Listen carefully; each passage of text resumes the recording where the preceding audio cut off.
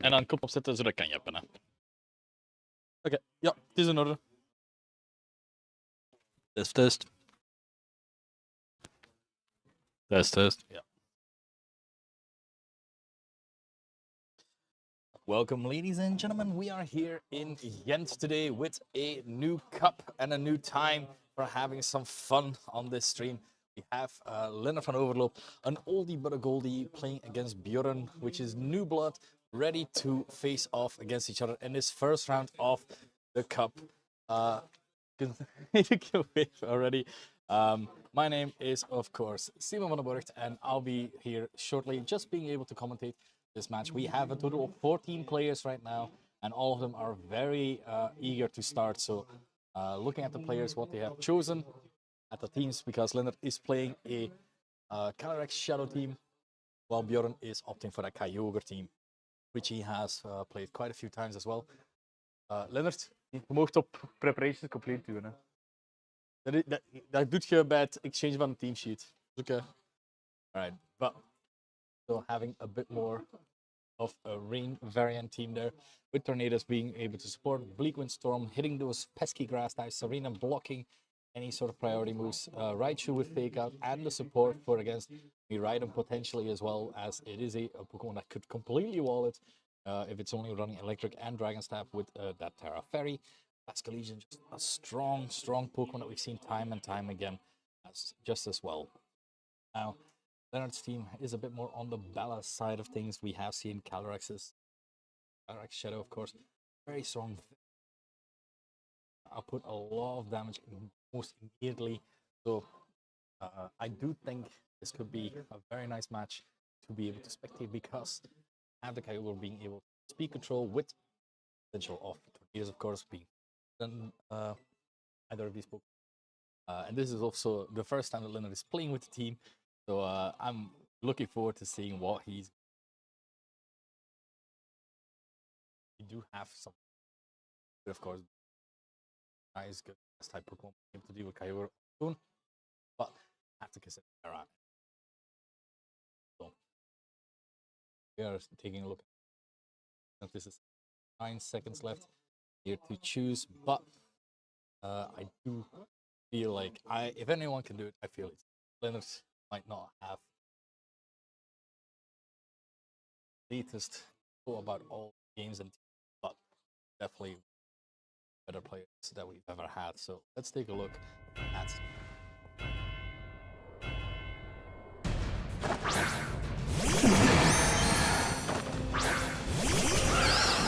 Alright, we have it is Tornadoes together with the Basculegion, Amoongus, and Calyrex Shadow. Things being introduced like this one, bombing the Basculegion. As Calyrex is actually just Master Barrage. Of course, the direction. He was able to overlook the storm. There's always these things that you have to let's play this game. So, one play tournament. I'm expecting Tom from this Tornadoes as well. Don't have the blue sheets myself, so kind of guessing right now. So we have the Acid Barrage into the Tornadoes first. A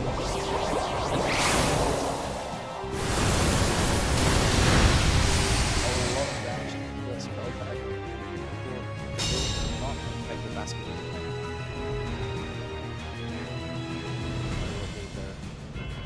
To look it again, really.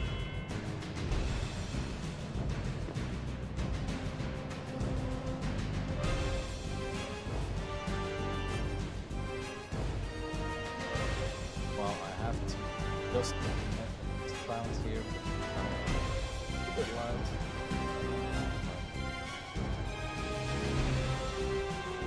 Down a bit. He goes a bit down. So, but now we can say that not the most dismal match.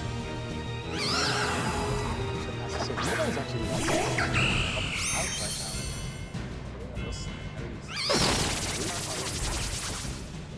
Which one of them is trying to make sure that that's whatever the bias. Then I had a big one stop. Good dodge there as we have the speed drop onto the Cadillac side.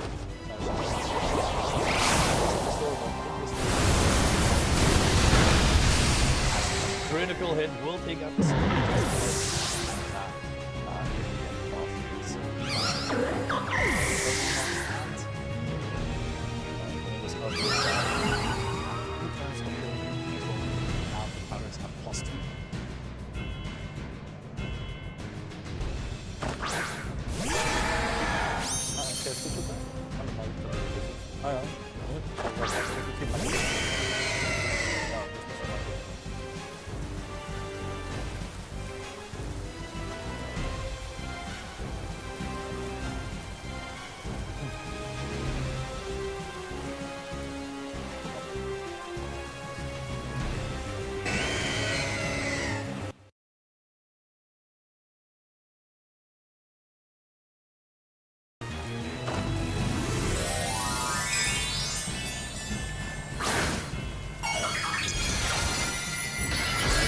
Adjust the sound.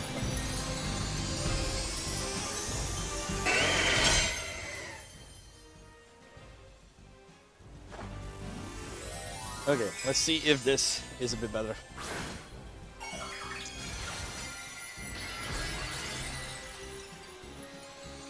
Okay, Among is going for the Terra Water right now. Making sure that it is able to resist any sort of move coming out, like for example that Ice Beam. Protect from the Kyrax Shadow. Trying to make sure to keep itself safe for just another turn. As Last of Specs is coming out, Last of Specs not affecting Alex as it has protected. Ice Beam going out into that Among, without Among being able to take it like a champ. And then we have a beautiful Spore coming in that Kyogre, but well adjusted by Bjorn, going for that Terra Grass. Alright. I've adjusted the sound again. With that turn now being set, Last Respects is still the option that does carry a lot of power. Of course, Kyogre being able to Origin Pulse, but just go for the damage needed could be proved to be effective. As Last Respects is just killing the Amoonguss, of course. With 2 Pokemon down, that does mean that move gets powered up time and time again as well. Legion, of course, losing some of its HP as well. As a Water Spout is going to be single target with a lot of HP left onto this Kyogre as well, being enough to kill this Calyrex. The Tailwind is over, but that does mean that 2 new Pokemon can replace the ones in front there.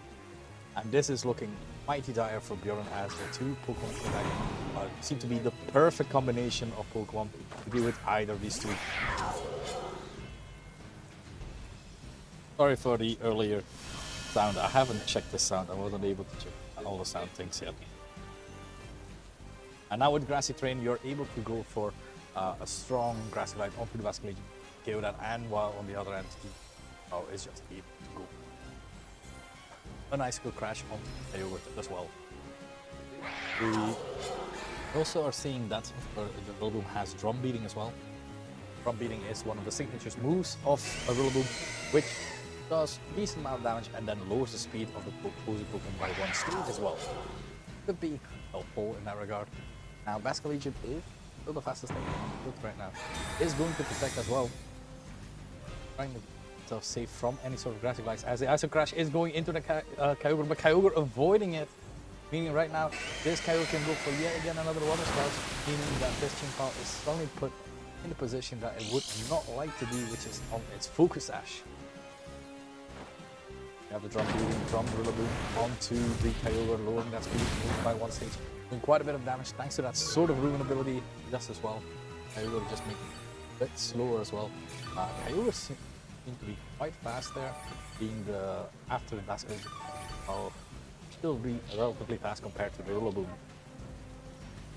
That's the thing with these Kyogre teams that tend to be like very offensive, very strong with those Water Spouts. You want to have like the maximum damage that you can do, and something like having a lot of speed can always be good.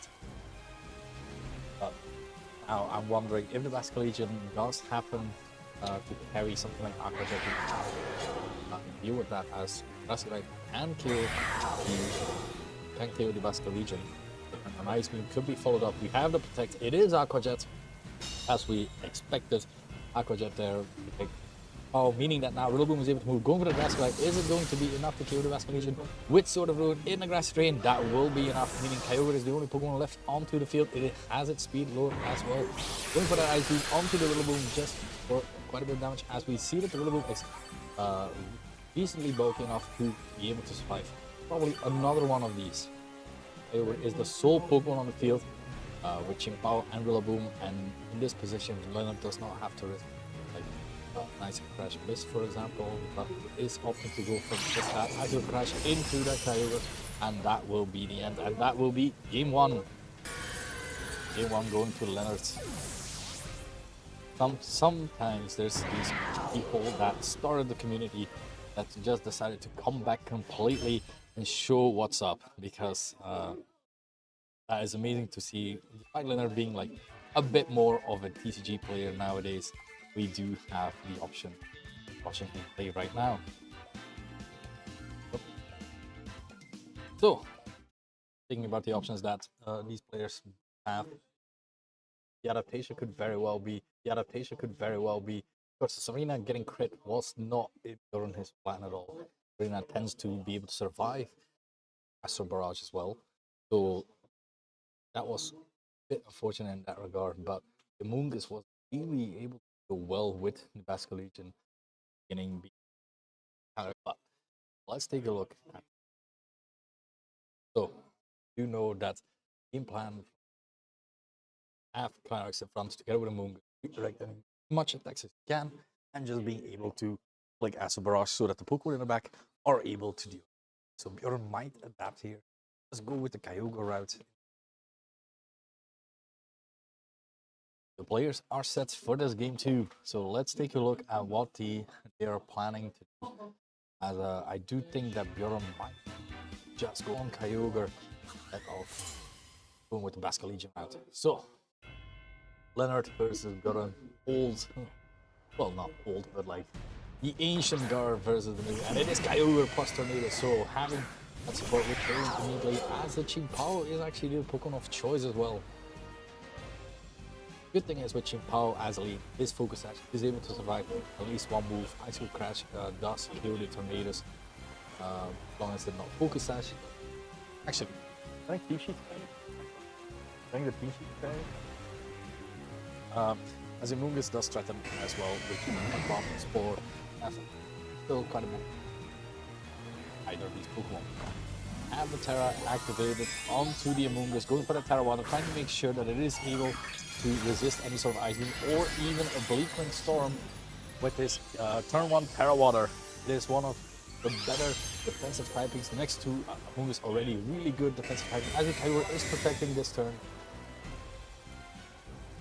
Meaning that Venus is going to go for the Terran, so Terran was fine with the sacrificial play of just letting the Tornadoes go. Exit Crash coming out into that Tornado slot, and the Tornadoes is indeed Cover Cloak. Is also carrying Taunt. Good to know. Amoongus is going for the Spore into that Kyogre slot, meaning that that is just protected for another turn. But now Bjorn has 4 turns of Tailwind with a lot of offensive Pokemon to be able to be next to it. Basque Legion is the Pokemon of choice. Basque Legion, as we already know, it is Live Orb Wave, last respects, Aqua Jet and Protect. A lot of potential damage able to come out from this Basque Legion while this move. Potentially redirect any sort of attacks as well. We have the Terra activated onto the Kyogre. Kyogre going for that Terra Grass, so if there's a redirection, and there's also the Acid Crash onto that Kyogre slot, that could prove to be enough to KO this Kyogre right now. So we have the Protect from the Basque Legion itself. Let's take a look at what Leonard has opted to do. It is just a Protect from the Chimpao, trying to make sure that it stays safe for at least one more turn. And the Amoongus itself is staying in. Water Spout from the Kyogre coming out. It is of course in the rain, so it is going to do a lot of damage still, despite it being spread and resisted for not affecting the Kyogre. But now this Kyogre has been put on redirection, plus the Ice Crash could deal with the Kyogre. Of course, Doran can adapt to this just as well by just trying to make sure that able to for example, like try to alleviate the amount of plays Shadow Kyogre potentially or Vascular Legion, just go for the last respect. The Amoonguss KO that so that next turn Kyogre can come in with a Vengeance Ray.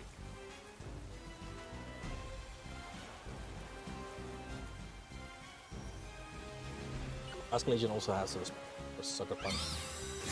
Amoonguss going for the Protect this time around. The power is onto the field still. Aqua Jet into the Chipao doing quite a bit of damage there as it is taking a lot of damage here. Sucker Punch not gonna be able to work because of course Vascular Legion did move first.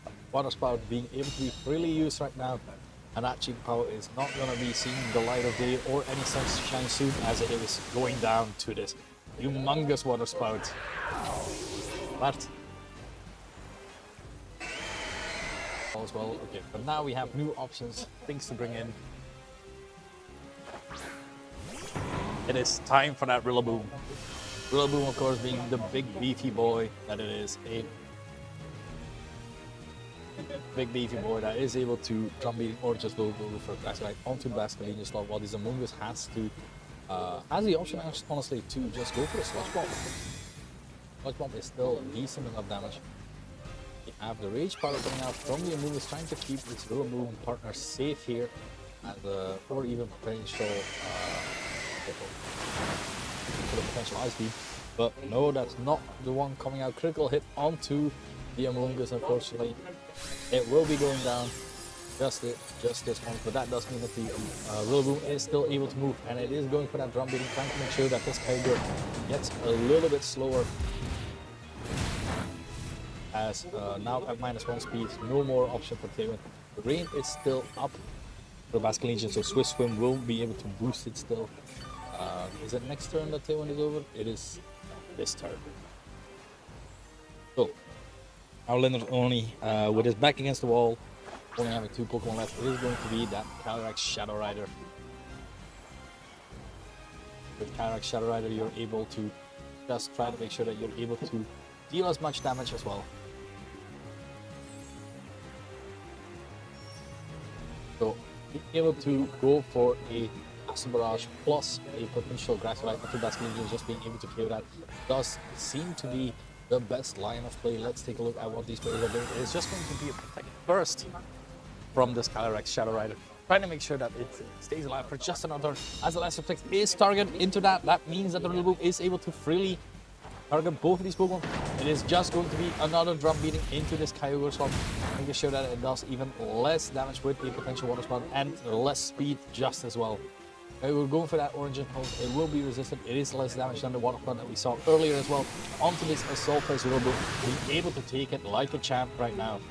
The rain is over, and that does mean that the Vascular Legion itself is also now slowed down. All these Pokemon very slow. This might be the prime position right now that Calyrex is wanting to take.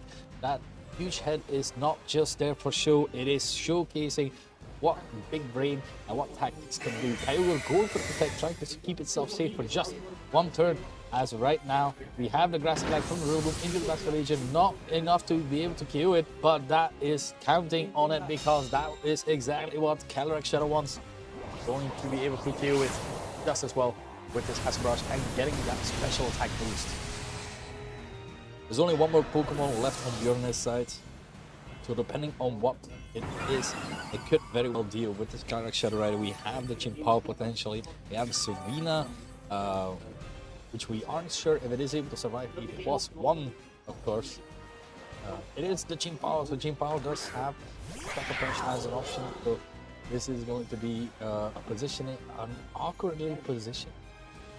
I think really as Wood is the slowest thing on the field. It does way less damage thanks to no more there not being rain anymore. But Chimpao is able to deal with either of these Pokemon with the Ice Spinner or even the Sucker Punch. So we are seeing the Grass Light from Chimpao into that, and let's see if we don't see a Sucker Punch. That means this Acid Barrage is just going power through to these Pokemon. Take a look, and it is enough for the KO. So that expecting no Sucker Punch in that regard, being able to just keep clicking Acid Barrage. That is the fear, of course, that Shadow Rider can just as well do something else. So very well played by both these players, but that does mean that Leonard takes round 1. that does mean that we will be back. We will be back shortly in just a bit. Thank you very much for watching and see you in round 2.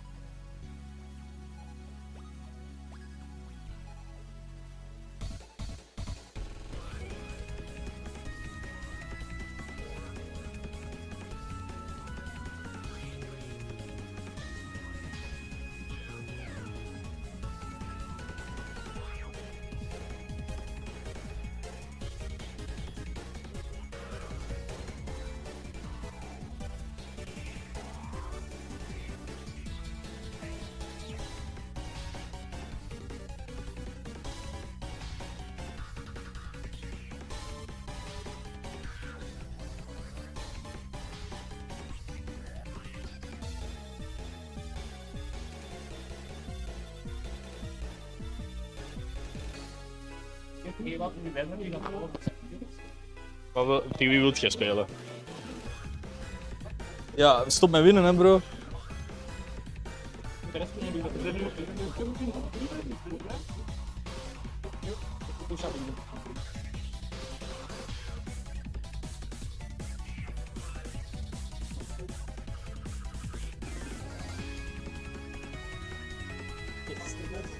Ik kan staan Alright, ladies and gentlemen, we are back here in Gent with our second round. We have Constantin versus Jeroen de Muit. Very exciting match to be watched, seen, because these players have played before already as well. Oh, I'm just gonna go back there and just remind you guys, try to put on the headphones because I'm gonna yap. I'm gonna yap a lot. Alright. Perfect. So, with these players ready for it, we have the two main Pokemon of these games, which is of course Miraidon and Koraidon. We are having a bit of a showdown here, who to see what the best rideable Pokemon is. Don't take that out of context, as we have Whimsicott with Prankster, Covercloak, Moonblast, Tailwind, Light Screen on Core, Iron Lease with Terra, Normal, Life Orb, Librave, Psyblade, Mega Horn, very strong with the Quark Drive. Psyblade also getting boosted in Electric Terrain just as well. Miraidon, of course. Terra Fairy with the Dazzling Gleam, Volt Switch, Draco Meteor, Electro Drift, Incineroar with its Assault Vest, being able to make sure that it is able to attack as many moves as possible. Urshifu, Rapid Strike, Focus Sash, Surge Strike, Close Combat, Aqua Jet, Iron Hands with the Electric Seed, Swords Dance, Thunder Punch, Drain Punch. And on the other hand, we have Umbreon with the Safety Goggles, Yawn, Taunt, Foul Moonlight, Entei with the Choice Band, Ogerpon with the Follow Me, of course, and Koraidon, Loaded Dice, Skill Shot as the Focus is Flutter Mane, and of course the Assault Vest, Raging Bolt. So let's take a look at the leads here. We have Whimsicott, Miraidon, and Koraidon and Ogerpon, two grass types, two dragons, and a lot of abilities are being activated right now.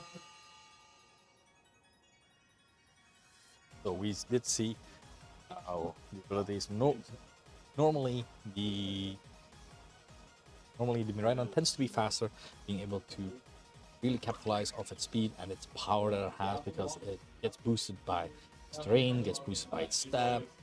Koraidon, still a very strong Pokemon, unfortunately not a fire type itself. If it becomes a fire type, of course that gets boosted as well, and some extra. But now you have the potential for redirection with the Ogerpon. You have the potential of just being able to be well, it's always an awkward position in this, because if you can't protect, because Whimsicott is able to encore. If you Dazzling Gleam and it's Terra Fire from this Koraidon, it is able to tank any hit, but it is able to still hit one of these Pokemon for a lot of damage. Not for Skill Shot, but at least for Flare Blitz in that regard. You have Just Protect coming out from the Koraidon, trying to make sure that it stays safe for at least one turn. We have the Tailwind from the Whimsicott, trying to keep this Miraidon the fastest thing onto the field. Miraidon going for that Dazzling Gleam right now, trying to make sure that this Ogerpon at least gets put down to its Focus Dash. Helping anti-circuit. Ik was geen crit. Of wel een crit. Omdat ik het KO gedaan heb. No. En dan Ivy Kachel. Jawel. Niet bellen. Ivy. Alright, meanwhile there's some gaslighting going on left to me. But yeah, we do have the Ogerpon already broken. It's sturdy, meaning right now you do have to follow me in case you don't want to get encore by this Whimsicott, of course, which is the scary option there. The Miraidon is locked into that Dazzling Gleam, so this does look like a prime time for this Koraidon to go for the Terra Fire, go for the Fire Blitz, KO the Whimsicott, or even potentially go for a lot of damage on, maybe even potentially KO it. So we do have that Terra exactly from Constantin. It is time to make sure that both of these Pokemon have the Terra that they want, and fire from Koraidon. The Fire Gun Sun God Nika is here, trying to make sure that it is able to take this Dazzling Gleam and do as much damage as possible. Follow Me coming out from the Ogerpon, making sure that Encore was going into that slot. Very safe play there, trying to make sure that the Whimsicott at least doesn't do all that much. Dazzling Gleam coming out. Its Choice Spectre is still in Electric Terrain. It is resisted, but still decent enough damage to kill that Ogerpon. Now, Gran is the next one to move. It does have that roller dice, and it is going for that Flare Blitz. So it is gonna take a bit of recoil itself. It is Flare Blitz into that Whimsicott slot. So next to the dazzling gleam damage, it is making sure that this Whimsicott is not able to encore or even light screen, or as this Koraidon has still enough health to be able to take some more hits from this dazzling gleam. As the next Pokemon of choice has been chosen on. Well, we gotta see what Constantine is choosing actually, because what is the optimal Pokemon to switch in? I do believe like a Fluttermane could be very useful right now. For giving yourself a bit of speed, you are focused, so you tend to be very strong. But it is actually going to be that Entei, and Entei does not mind Fake Out, has the inner focus, doesn't care about Dazzling Gleam either. So this is looking like a pretty good Pokemon right now to be able to deal with these two Pokemon.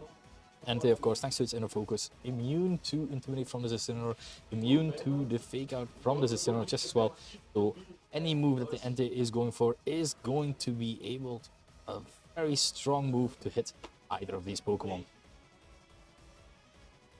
So with all those options in hand, what is the choice here of the matter? The Miraidon is actually the one switching out, trying to keep that safe at the very least. With the Intimidate, did at least work on the Koraidon. But the Iron Hands is the Pokemon of choice. It is going to have that defense boost thanks to that Electric Seed, being able to take moves just a bit better, and with the Electric Train boosting his defense by yet another stage, while the Koraidon, of course, is protecting itself, trying to make sure that no Fake Out is going into the slot. Incineroar going for the Fake Out, not going to sacrifice into the Iron Hands, even a +2 defense, doing massive amount of damage in the sun, but no burn. Very important as well. Iron Hands is able to take one more of these, but of course you have the chance of being burned. You have Incineroar not really able to deal a lot of damage to either of these Pokemon, being able to knock off, but Collision Course from the Koraidon could prove to be enough to KO this Incineroar just as well. You then have the second of being able to switch in the Miraidon potentially to the fighting type move, but that is a risk that you might not want to take. So these players, it does seem to be the same team, so they are kind of like adapting to each other. We have the Protect coming out from the Iron Hands, making sure that it stays safe for one turn. And we have the Collision Course into that Incineroar, trying to make sure that that is gone, and it is completely gone as well. Not a lot of turns anymore of Sun.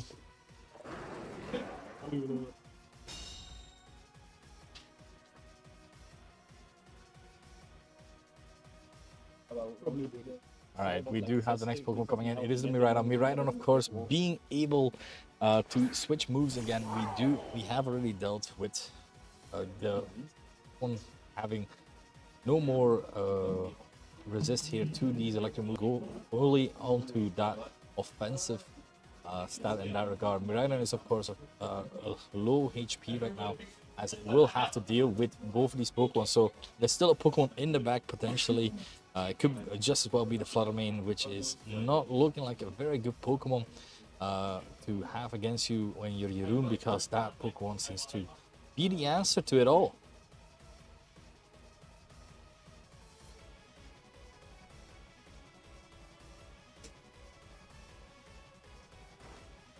And we have the Electric Drift coming into that Entei slots, is going to be able to take it out, because of course it is a Miraidon, which will deal a lot of damage. That's the loss of the Entei going down, but that does mean that Koraidon is now able to move. Is going for the skill shot, boosting its speed, just trying to make sure that it is able to be faster than Miraidon. Now Iron Hands has gotten 2 defense boosts. Is it enough? Is it enough to be able to KO potentially with a Drain Punch right now? Because the defense drop will be important just as well. It is just a Swords Dance coming out from the Iron Hands, so not even considering that option. So Stun is gone, but Drain is gone. Core Drive wore off from the Iron Hands. Now a +1 speed. This does give the Koraidon the option for Flare Blitz, and the last Pokemon is actually that Raging Bolt. It is not a Soul Fest Iron Hands. It will have to take a Draco Meteor or a potential move from, of course, from the Koraidon, but As long as Miranda is locked into that electric move, the Raging Ball will not seem to care, as it is 4 times resistant, of course, and it is carrying that Assault Vest. With that Assault Vest just being able to shrug off any move. You do have Thunderclap just as well. You could scout out like what the damage ranges are here, I feel, for potential game 2, but it does look like a very good right now. Rabbit is actually going out into that Miraidon. It's just gonna KO it right there. As now, you do have that information that you could gather as well. Like Draco Meteor should definitely be enough, right? Assault Vest still, Assault Vest, Raging Ball without the sun, but it's good information. Draco Meteor is going to be enough. So about that range, we already know that Draco Meteor can be enough. So for later games, Dan can try to consider that in the next game. So with that being said, let's take a look at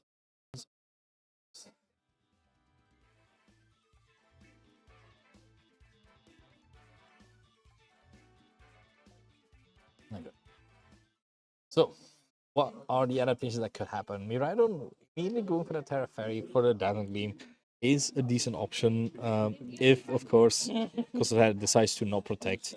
Because the time protecting the Miraidon and not the Ogerpon could open up a new line of play for Yerun as well. Being able to double up into that Ogerpon slot, that is the freaky part about these kind of leads, where you have to call if there's going to be like shield, protect, or follow me, anything really. So with all these options being put there, it is looking like it's looking a bit more rough, what these players can do.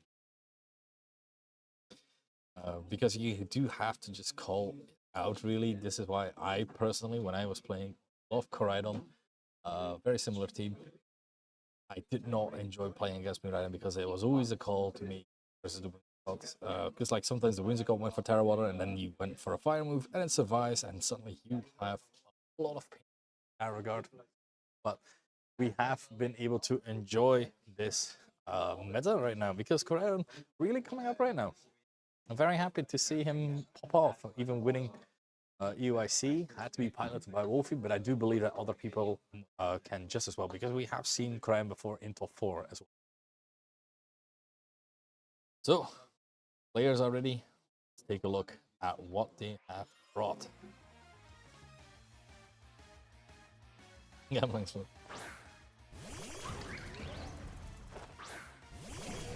We have the Iron Hands plus the Miraidon this time around, being able to certainly go for a fake out option there. Of course, Iron Hands will be using both of its Quark Drive and its Electric Seeds. Its attack is being raised right now, and now the Electric Seed will activate. This is a fun way to go around this, where you can switch in Iron Hands earlier or later, depending on what you want your positioning to be like. But now, having an attack and a defense raise, so just a good bulk up really for this Iron Hands, as it is able to make sure that it is able to damage either of these Pokemon for good damage.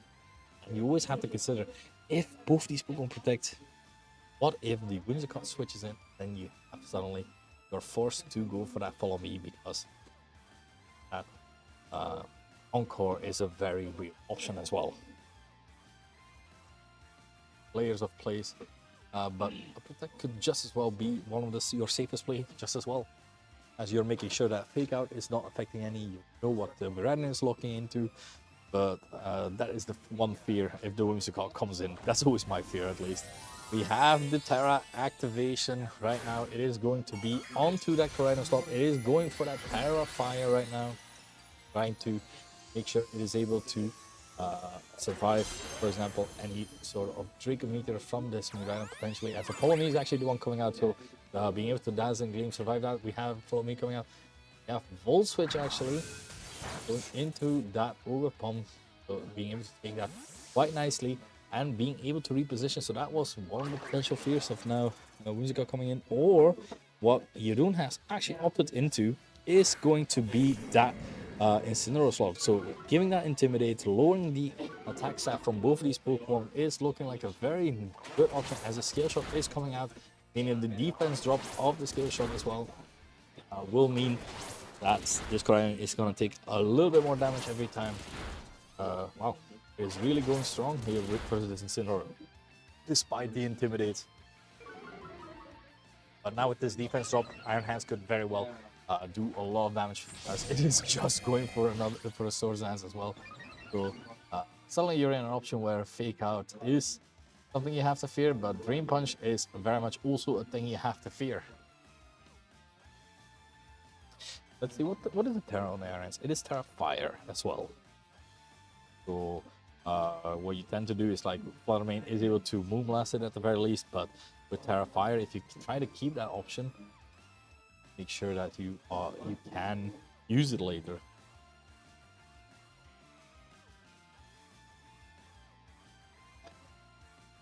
So really well adjusted here, I feel, by Jeroen by just going with the Iron Hand play, because it is able to do quite a bit.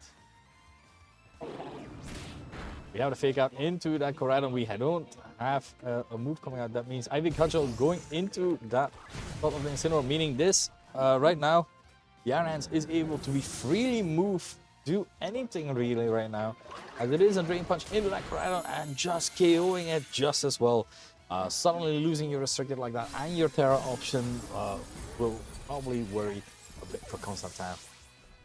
Pokémon is still on the field. It still carries that potential to redirect anything. Miraidon also a very good option, because if Raging Bolt is there again, like things like Dazzling Gleam, still very strong, being able to kill the Pokémon, being able to deal a lot of damage to the Raging Bolt as well, because it more. And it is looking Jeroen, I feel, right now. I'm trying to see what the option here is for Constantin. Like, of course, Entei with the Choice Band, Sacred Fire, burning the Iron Hands could very well be an option, but as long as Jeroen has that option for that Terra Fire, he does not really mind that. So then you have Stomping Tantrum or even Stone Edge to try and deal with it, but it's still a call you have to make. It is going to be that Raging Bolt, while the Urshifu is the Pokemon of choice on Jeroen's side, revealing all of his Pokemon onto the game. Special attack raise thanks to... So with that boost right now, making sure that the Dracometer is going to be able to do even more damage. Of course, something like Thunder Clap will surely be able to deal with the Urshifu Rapid Strike. It is, of course, it is Focus Sash, so a double up could very well happen to the Urshifu. Play too defensively, and Constantin really tries to double up right now onto the Iron Hands. That could prove fatal just as well for Jeroen. So this is still not a full-on call you have to make. Constantin still has a Pokemon in the back, which I'm expecting to be that Entei or the Flutter Mane. Flutter Mane is looking still like a decent option. Urshifu going for the Protect. Let's take a look at what the options are. It is just Follow Me from the Ogerpon, trying to make sure that this Raging Bolt stays healthy. And we have Electro Web actually coming out. It is going to hit the Iron Hands, but Iron Hands really not minding that damage, because it is now able to just get a big fat Dream Punch onto this Ogerpon. I'm sorry, I blanked there for a second. And that does give him that's another Pokemon down. So that will reveal the last Pokemon right now, which could prove to be very useful actually. It is Testalosaurus. And I am seeing this Iron Hands is an issue. Terra Fire is looking really good. Stomping Tantrum can still deal damage, but Entei will be locking himself into that Stomping Tantrum. A double up is needed versus Urshifu, but a double up is more than needed versus Iron Hands just as well. You have Dracometer, you have Sacred Fire, you have Stomping Tantrum, Iron Hands for guarantee. But then there's still the Miraidon in the back just as well, which is able to click Dazzling Gleam or even an Electric, like depending on what you want. Or Dracometer, honestly Dracometer. Gone. And this is the Miraidon switching actually. We have the Terra option from Jeroen, going for that Terra Fire onto the Iron Hands, going for the all-out damage right now. Has a little candle on its head, cannot be burned anymore by any Sacred Fires, but Stone Edge or Stomping Tantrum could still deal. It is Sacred Fire actually, so this Iron Hands being able to take that quite well. Wow, with +1 and the defense raise, it's going to be able to do just a bit more as well. The Iron Hands is now on half its HP, but it has a very strong Rain Punch coming into that Raging Ball. Not enough to kill it, but doing a lot of damage and being able to heal almost all of that damage back up. Miraidon being on the field, it is hit. It has been hit. It has been hit by the Electro so Miraidon might be slower than the Entei, depending on how these Pokemon are trained, of course.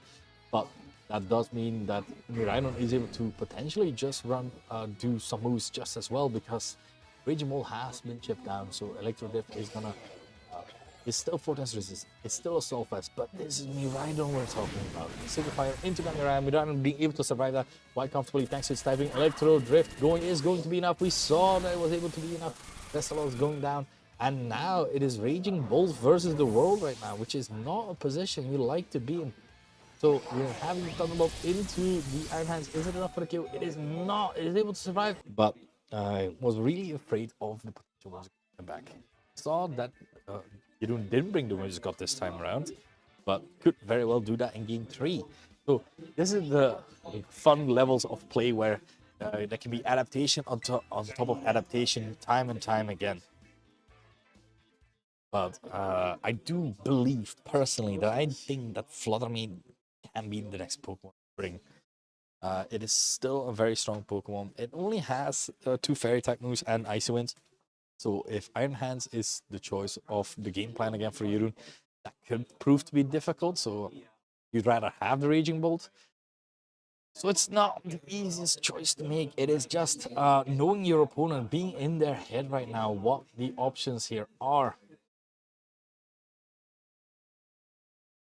Ja, ik weet het. Dus wissel ze biedt. Oh. Niet als het dan doorgaat, dan wist ik naar de game. Gelijk op de streams.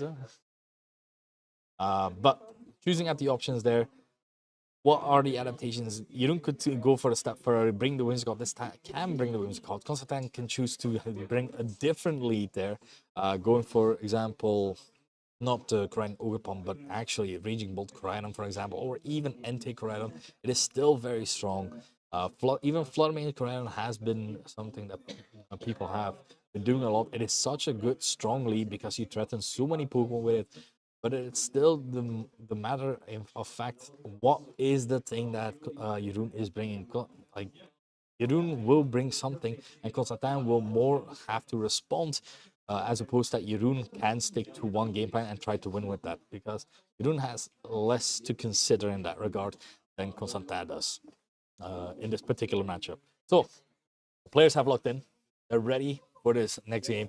It is time for game 3 of round 2. Versus these players. Jeroen versus Constantine, Miraidon versus Koraidon. Let's take a look.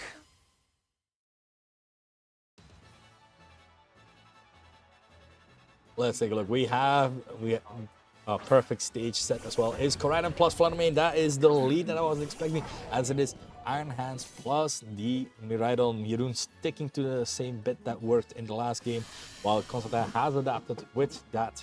With the Fluttermane.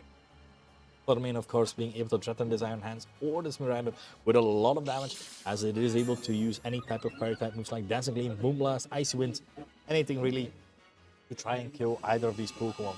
So Jeroen has to doesn't have Protect onto his Miraidon. He has Protect on his Iron Hands, as it is not an Assault Vest set.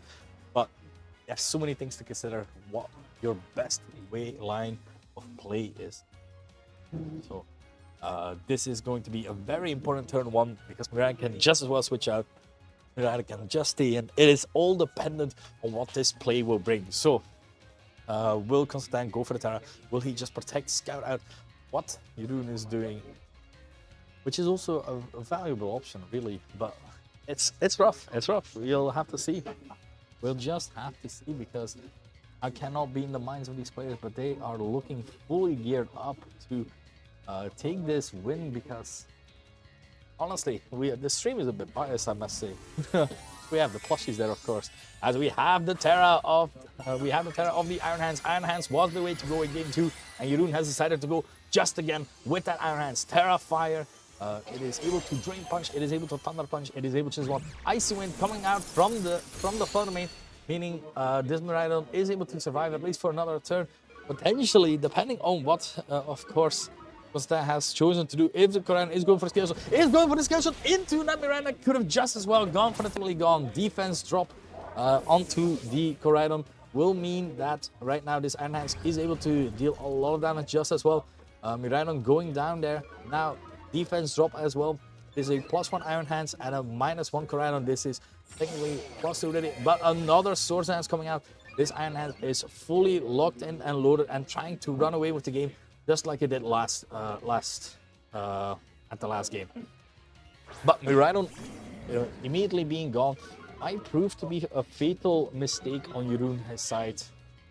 The option was still there to switch out the Incineroar instead for the Miraidon, but there were a lot there. But now we have the fake out. We have the potential to just try hitting things. The Iron Hands doesn't mind really any sort of damage from both of these Pokemon. Like, the damage will stack up surely, but the Iron Hands does not care about this Flutter Mane right now.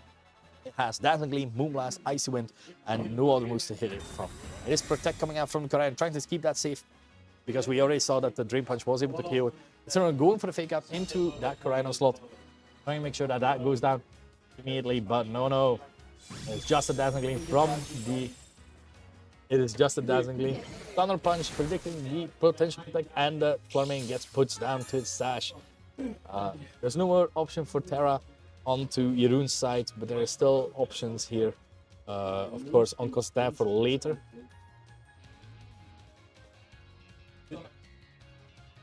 But that does mean that right now this Incineroar is a prime target to be hit by any sort of move from this Koraidon.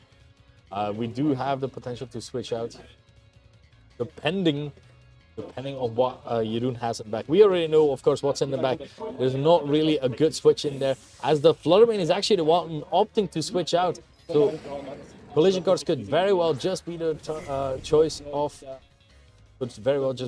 here, as we don't have the Incineroar switching out just yet. It is Collision Course from the Koraidon, just making sure that at least the Incineroar is gone.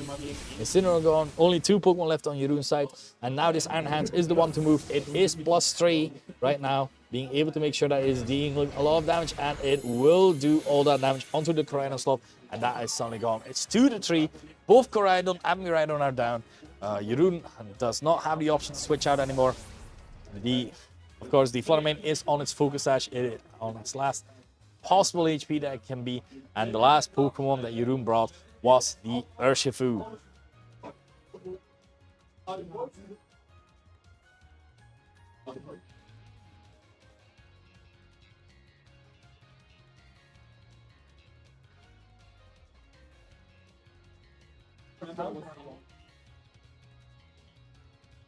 Constantine is still deciding on what to bring. Is it the Flutter Mane? Like, the options are still there. What is the Pokemon that Jeroen brought? Is it the Whimsicott? Is it the potential Iron Lease? Is it even another Miraidon? As the Flutter Mane is the Pokemon of choice. Urshifu coming in, being able to potentially Aqua Jet this Flutter Mane and being able to KO it just as well. Losing speed, or like there's still a Pokemon in the back just as well for Constantine. A play that I can see right now is Aqua Jet into the Flutter Mane and Drain Punch into that slot, because one of the two will KO it, and if the Aqua Jet does KO the Flutter, that means that the Drain Punch will be redirected onto the Raging Bolt, which is still a fine and prime target. If the last Pokemon there is Ogerpon, however, you could very well just sack off the Flutter Mane and make sure that your Ogerpon is the last Pokemon versus either of these two, because you want to do as much damage as possible. Raging Bolt going for the Terra Fairy, trying to make sure that no more Drain Punch. Drain Punch can do a lot of damage. Okay, we have Terra Fairy on the Raging Bolt. This is prime targeting right now, as we have the Detect actually from the Urshifu, trying to make sure that it stays safe for one turn, because of course Raging Bolt is now really able to go for an Electro. We have Dazzling Gleam coming out. And we do know that Electric Terrain is still up. Earlier we did see how much a Thunderbolt did, but this time Electro Web is the move of choice here. As we will see what this Iron Hands will be doing. The speed drop is not all that bad. Drain Punch still doing a lot of damage. Oh my god. That is, recall it. But that did not all that resistant to me. Still, the same line of play could very well be done right now, right? But instead of Drain Punch, you could just go for the potential of just Thunder Punch, as the Raging Bolt does not have the option to protect itself. So we have Aqua Jet going into that Flutter Mane, meaning right now it is Raging Bolt and an unknown Pokemon still in the back. Raging Bolt being able to move. It is going for the Electroweb, lowering the speed from the Urshifu. If the Ogerpon is the Pokemon of choice in the back here, that could prove to be still quite useful because there will be still mind games to be played. Ursh, and now that means Iron Hands, if it is going for that Thunder Punch, it will be able to KO this Raging Bolt. Now, one Pokemon left on Constantine's side. We have no idea what it is. It could just as well be the Entei. It needs to be able to deal with this Iron Hands as it is +3.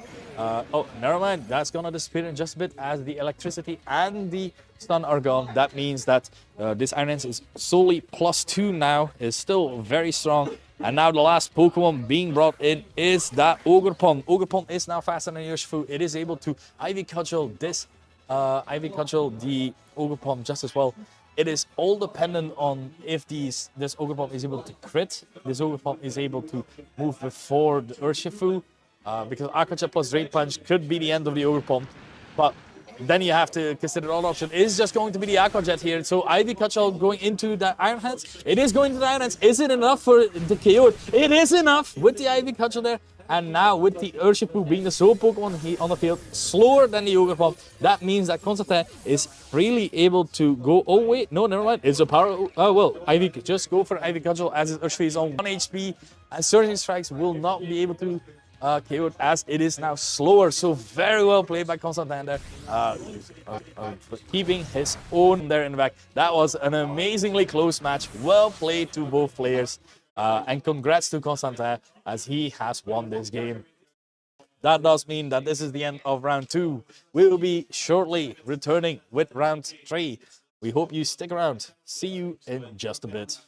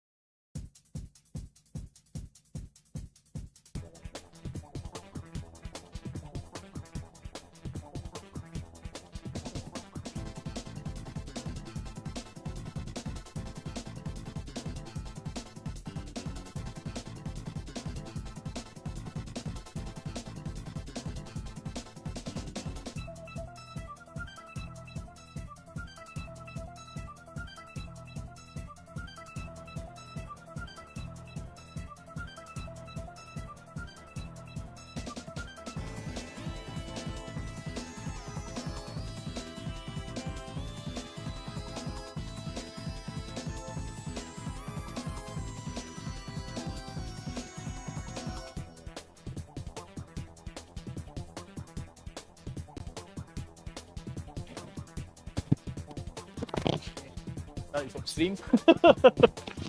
All right. Welcome back, ladies and gentlemen. We are now here with our players. We have Matteo Bushmans and, of course, Nick Fanan. We have our one non-master player right now going 2-0 with a very interesting team because it has a Rayquaza, Chimpao, Clefairy, Paragraph, Ogerpon, Heartflame, and Rillaboom. So a lot of the standard sets, Sash, Chimpao, but going with the dual Staff of Dark and an Icicle Crash. Clefairy being able to redirect, and after you for the Trick Room teams, Paragraph being able to block any sort of priority moves as well, and having its own Trick Room mode. Rayquaza itself, Clear Amulet, Extreme Speed, Source Sass, and Dragon Ascent. Those are the moves you want to click. As Ogerpon, Heartflame with Focus Energy, actually, making sure that IV Control is just that much more scarier, as the Rillaboom is the standard Assault Vest set. On the other end, Nick Fanan, we have another Kyogre. This time, Kyogre, Tornadus, Landorus, Serena, Iron Hands, and Ditto. Tornadus as well, with the Cover Cloak, Bleakwind Storm, Tailwind, Rain Dance, Taunt. Landorus Incarnate is the Choice Scarf variant with Earth Power, Sandsear, Sludge Bomb, U-Turn, Serena, Terra, Ice with the White Lens, Triple Axle, Power Whip, U-Turn, Helping Hand, Iron Hands being the Assault Vest Pokemon. And there's also a Ditto with Terra Ghost being able to deal quite well with teams. In my experience, especially with Zamazenta, because you're getting a +2, you can go Terra Ghost, and you are fully ignoring that pesky Ditto. Well, pesky Fungus in that regard. So, with the teams in hand, let's take a look at what these players have brought, because they are ready and geared up to play.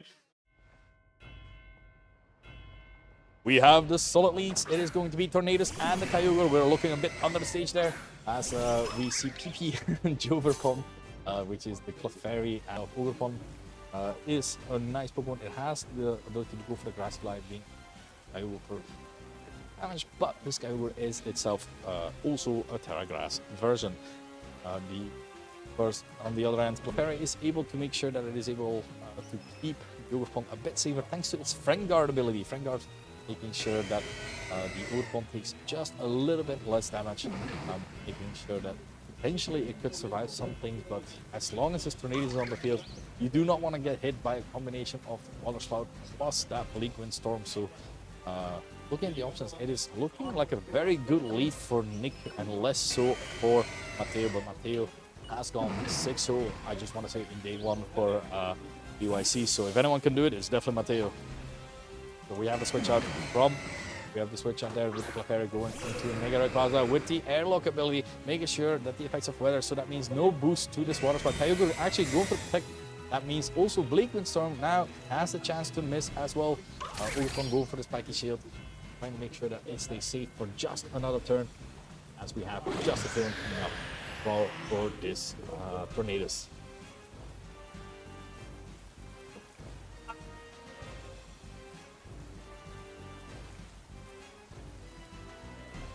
So with that said, Kyogre is onto the field. It is able to make sure that it is can do decently amount of damage, but you always have to fear the potential of this Kyogre with the Ice Beam, of course, because Ice Beam is not a move you want to get hit by with Rayquaza. And of course, go for the Terra Normal. You're able to take a move, but it is still Extreme Speed is a very scary move to click, because Serena could very well be the Pokemon switching in, but it's Kyogre switching out, going into Serena the Solid. Serena is a beautiful shiny version just as well. Rayquaza going for the pick, trying to scout out what Nick is planning to do. That means Bleakwind Storm is coming out from the Tornadus. It has a chance to miss now that the Airlock ability, but it's not missing this time, doing a lot of damage onto this Ogerpon right now. Over the Grassy Glide onto the Serena. It is able to use Grassy Glide even when there's grassy terrain, because it has the Mold Breaker ability, making sure that it can go through just as well any sort of priority blocking abilities. Rayquaza, on the other hand, will not be able to do that. Important notes, so you're aware. That means there's 2 turns of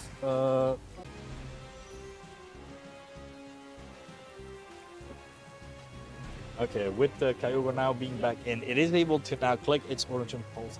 Well, it is might not be boosted by any sort of weather, but it is still a decent move at the very least, because of course Kyogre is now going to be neutral, and being hit by a Bleak Wind plus a Orchid Pulse could prove to be enough. I don't know how much friends guarding this Clefairy can do, but it needs to do something very good there to be able to take both of these moves. But it's Tornado's actually opting to switch out. Tornado's going into the Iron Hands, giving the possibility of some control here with the fake out pressure. So they will go for that protect, trying to stay safe just for another turn. Right now, Rayquaza is going just as well for protect. And with that protect, we have the Moonblast coming out into that Kyogre slot from the Clefairy. Clefairy got hands too. The strange spot. Oh. Take out. Is being blocked by the Armateur from the Ferrograph. That means Extreme Speed is coming out. It is Terra Normal. It is boosted. Kyogre taking a lot of damage right now. As now Water Spout is going to do just a little bit less as well. But it will still be enough for KOing the Rayquaza.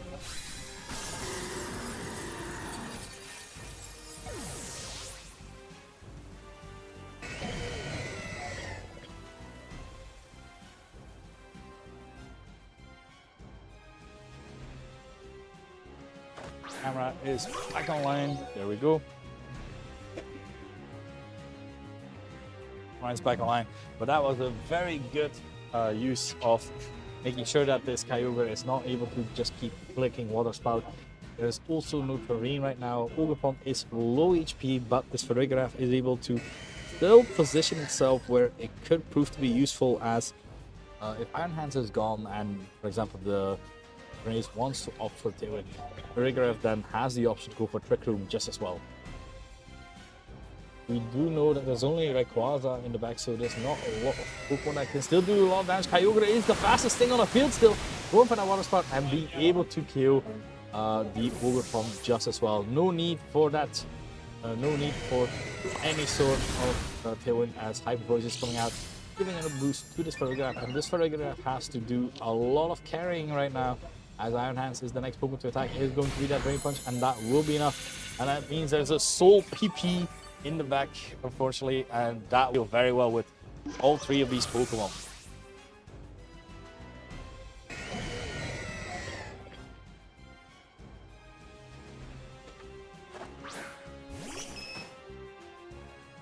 So with that Clefairy, this is looking like a very rough game. Oh no, doe het gewoon wandelen ze. Moet gewoon wandelen ze, dus oké. Sorry. Origin Pulse coming out into, hey, dodging at the very least. That Clefairy got hands and can dodge, as Iron Hands is going to be able to take this Moonblast. So this is actually important damage to see how much is it doing, because this might be important for later on for some ranges as well. See how much damage it can do. Origin Pulse, this single target right now, is going to be enough to kill our poor little PP. But that does bring us to the end of this game, and that means game 2. What can be adaptations?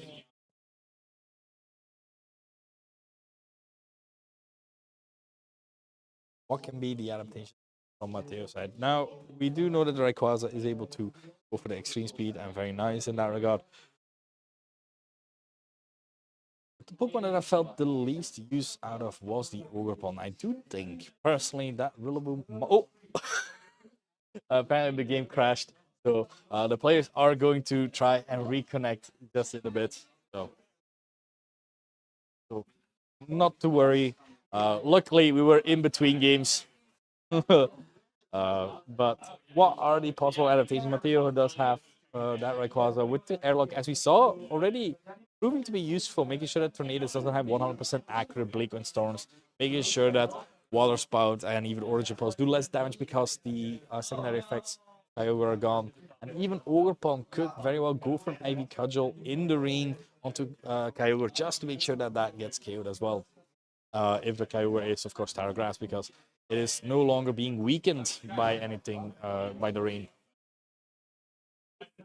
So there are definitely options, but I felt like Mateo might have opted to go a little bit too much into the support range of things and a little bit too little into the offense of it all. While Nick, with his Pokemon, all really give some nice support, but also have the potential to serve a lot of damage to all of these Pokemon right now. Fairy proved to be useful as well, I feel, but I do think like something like Chimpao or even Rillaboom could prove to be very useful for Mateo. So looking at the options at hand, let's take a look at what what these players have brought right now. Oh no, sorry, just still selected the monster. My bad. But honestly, seeing Rayquaza being played is always a fun time. Let's be real. Rayquaza, we don't see a lot of Rayquaza because, of course, it is no longer having its mega form, but it's still finding a niche with extreme speed, of course, as well. Terra Normal, you do have Swords Dance as well. And Clefairy Clefairy, Rillaboom, actually kind of nice support options. As Chimpao itself is also nice because being able to drop the defenses from all of these Pokemon as well, making sure that Extreme Speed just does that much more damage right now. So that is set in stone. Let's take a look at what these players have brought because they have now fully selected. Games are online. They're fully ready to play. Let's take a look. It is going to be that Kyogre and the Serena. Kyogre and Serena as the lead, as it is Rayquaza plus the Clefairy. So quite an interesting lead from both, as Kyogre Drizzle will activate, but Rayquaza will block it. Will block it as the normal boost from the rain itself. But then there's Serena, who's blocking of the Rayquaza in that regard. But the Rayquaza, then again, has nice support next to the Clefairy, and also having the perfect move of being able to go for just a Dragon Ascent. We have the Terra coming out immediately this time around. It is on to the Clefairy. Clefairy saying, no, it is time. It's flower time. I'm a grass type. I will not be killed by Kyogre, Orange Impulse, Water Spout, or anything sort of a matter, as it's helping hand from the Serena right now. So let's take a look at how much this is doing. It is Follow Me from the Clefairy, trying to make sure that if it is a water, if it is Ice Beam, is going into that. So it's just a Water Spout. Both these Pokemon should be taking that quite good, thanks to that airlock. Dragon Ascent will be onto that Serena. We've already seen that it did kill it earlier, and it's just gonna do it yet again. So turn one, while Mateo had to burn his Terra, potentially, maybe he didn't have to, but I do think it was a good option to do. With that being said, now Nick does have the option to bring in maybe a bit more frightening Pokemon. Water Spout has still options to be able to be clicked. Unfortunately, now Extreme Speed is just as well an option that can be clicked. It is going to be the Iron Hands. Iron Hands, of course, making sure that there's one turn where either of these Pokemon want to protect right now, because yeah, both the Kyogre and the Rayquaza, the Rayquaza can definitely protect, as the Clefairy does not carry protect, but it could still put some hands up because we saw it earlier that it went for the Moonblast as well.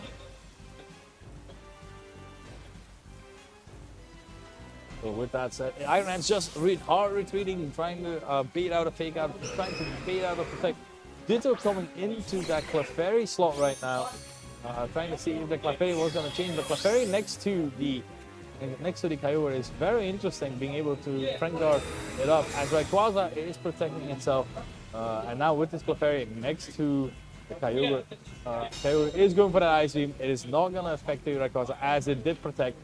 And now Moonblast coming out from the Clefairy into that Kyogre just for that little bit of chip, and the special attack drop, which could prove to be quite effective just as well, because a Follow Me could, from the Clefairy, could prove to be enough now to survive at least one more Ice Beam in that regard, as the Rayquaza is really able to do some damage to either of these Pokemon. Now, Ditto does not have the HP stat, of course, of Clefairy, but Clefairy itself does not. Clefairy actually has not all that much HP either. It is thanks to that Eagle-Eyed Extreme Speed going into that Kyogre, not doing any damage anymore, as we just saw. Like, this is pitiful damage from what we are used to see. As the Ice Beam from Kyogre going into that Clefairy, is it able to hang on? It is able to hang on thanks to that Moonblast drop earlier. And now you do have the options yet again.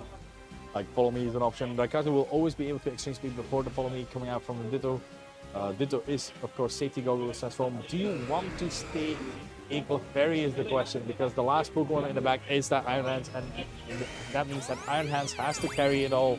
Follow me from the Clefairy coming out from Mateo's side, while the Kyogre is going for that Orange Impulse. No extreme speed coming out. PP did avoid, but Rayquaza didn't. So PP still hanging on strong as the Swords Dance is coming out. Swords Dance now, Rayquaza is humongous beast. Moonblast being enough to KO this Clefairy at the very least right now. If that Orange Impulse did miss, that means Clefairy was able to Moonblast this Rayquaza. Look, I don't want to say that like it's damage is damage, right? But like I wasn't sure if Clefairy was able to kill the Rayquaza. I would not put my money on it, but it could have just as well been an option. Rillaboom coming in, being able to fake out, and Rayquaza is now able to freely just keep clicking this extreme speed button, or even going for the Dragon Ascent, as the Pokemon in the back are not looking like very much the best options that Nick has.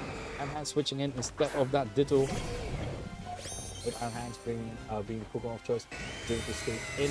I will go for the Protect, trying to make sure that it stays safe for just another turn. We have the Fake Out coming out into that Kyogre shot. Kyogre protecting itself smartly in that regard, but that means that Mateo does click this move, Dragon Ascent. It is +2 into this Enhance. Enhance is an amazing Pokemon, but it is not enough to survive on Dragon Ascent at the very least. It is such a strong move, as well as Rayquaza's defenses are dropped again. And speaking of dropping, Iron Hands, it has dropped as well. The last Pokemon to be able to come in is now that Rillaboom. That Rayquaza is now at -2 defenses, if I'm correct. And with -2 defenses, potentially the Ditto could do something at least with like Fake Out, with Grassy Glide onto this Mega Rayquaza to try and.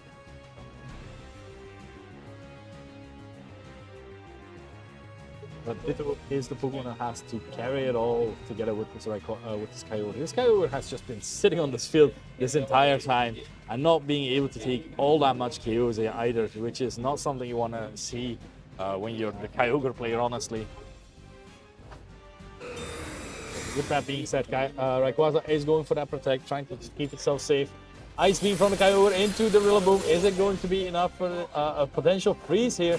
See a lot of damage. U-turn into the Kyogre, just playing it safe here. Rillaboom is Ditto has lost a speed tie against the opposing Rillaboom, but this means that another Pokemon could be very well the one switching in.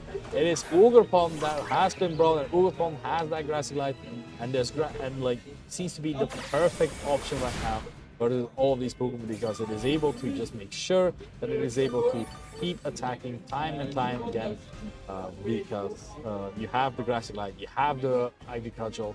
It is enough damage to deal with both of these Pokemon, and that does mean, I think, that Mateo has won this game. I don't want to write it completely off, but it feels like Mateo is in such good control right now. This Rayquaza is also still +2, can't forget that, as this Kyogre is taking more and more damage. We do have the Terra activated right now. It is going to be the Terra onto the Rillaboom. Rillaboom opting to go for that, onto Ditto actually, which is Terra Ghost.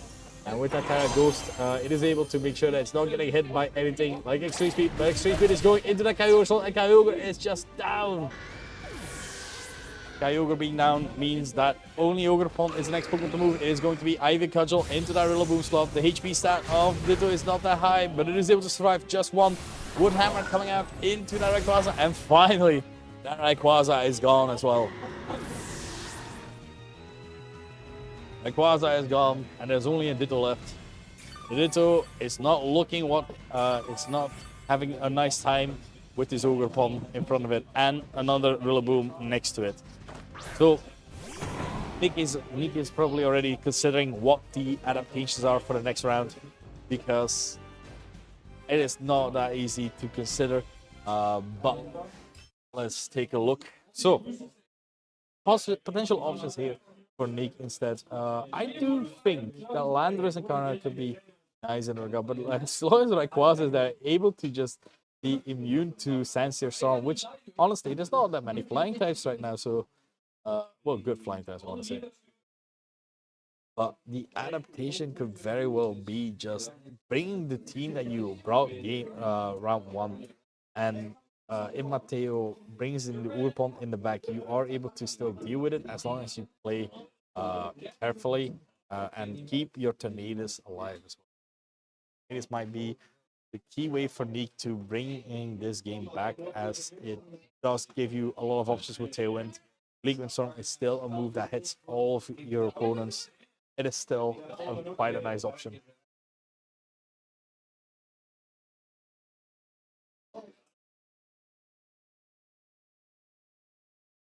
Wat? Ah ja, je mag zo wandelen. Ja, zo. Je ziet u zelf even, maar dat is feit, dat is een seconde. Hè. Ik heb liever dat mensen dat doen in plaats van dat ze voor die draden vallen of zo. Okay, it is time for game 3. It is Kyogre versus Rayquaza. The matches have been really good today. Like, they've been treating me well. I wish I've got another drink in my bag. Could you? Yeah, yes, thank you. No, in my bag, in my bag, in my bag. Yeah, on the side. Yes, thank you, thank you. All right, thank you for the drink. Now I get a little bit of water. Get boosted, get hyped, because it's again time for round 3. These players are fully set up. They know what they like to bring to each other, and it is time for the battle. Nick with the Kyogre, Matteo with the Rayquaza. It's a green snake versus a blue whale. It is Ditto in the lead next to the Kyogre. And the Ditto is going to copy this Rayquaza as well. This is triple legendary time. With the only one we're missing, if it was a Groudon somehow. So the Ditto being in the second slot, proving to be useful because it will be able to transform into that Rayquaza just as well.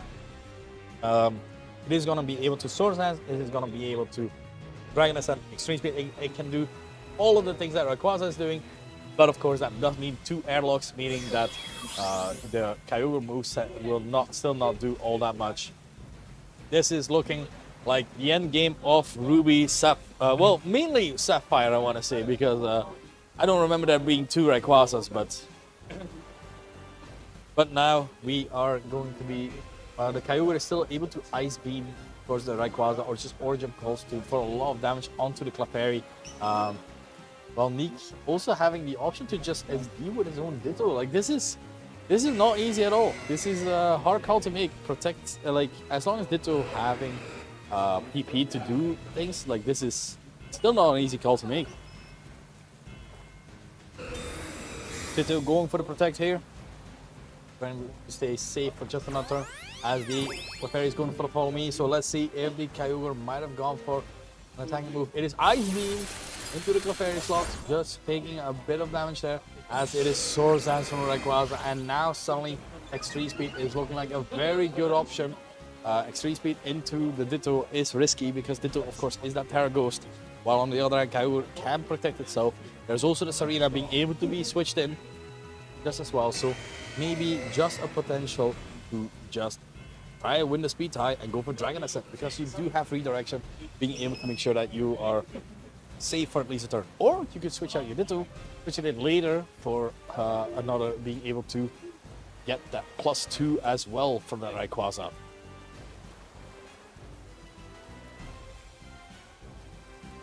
While the Kyogre has still options to switch out, protect itself, like it could go to Serena, it could go, like, there's options.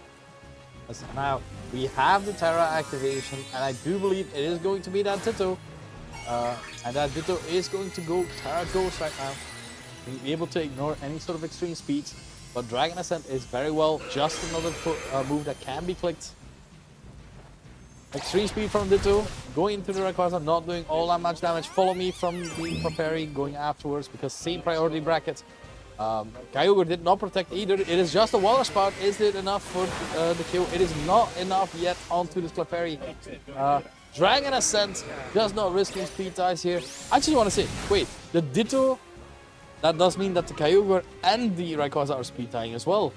We never realized it, because there was always like a protect or extreme speed, but these Pokemon are speed tying just as well.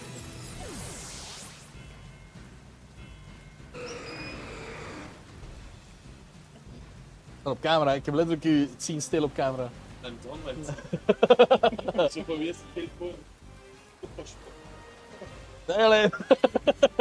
Hey, reset gekookt, man. Alright, but now Terra has been used onto Ditto, and it has been killed. What's the Pokemon mix of choice? It is Iron Hands, being able to fake out the Rayquaza at the very least, or even fake out the Clefairy. But last game we did see the Paragraph was in the back for Mateo. Is it in the back again? Do you risk it? Like a +2, Dragon said, was able to kill this Iron Hands as well. Iron Hands opting to just switch out just as well. We're gonna see the Serena. Serena coming out and blocking any sort of extreme speed here. There's protect from the Rayquaza, meaning that right now the Kyogre is freely able to like a spread move. Going for the Water Spout.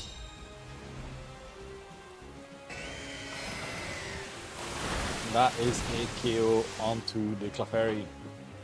So it is 3-3. Terra still hasn't been used by Mateo's side. Both still have the restricted. Well, technically Nick lost one, but it was his Ditto. But now, new Pokemon coming in, and it is going to be the Chimpao. Chimpao in the being able to Icicle Crash and kill the Serena. Being able to throw Chop plus Sucker Punch. This Rayquaza not being able to extreme speed maybe, but Dragon Ascent will do just as much damage right now because Chimpao is just able to absolutely decimate defenses, and that is one powerful Rayquaza right now. As soon as that Serena is gone, it is looking mighty dire.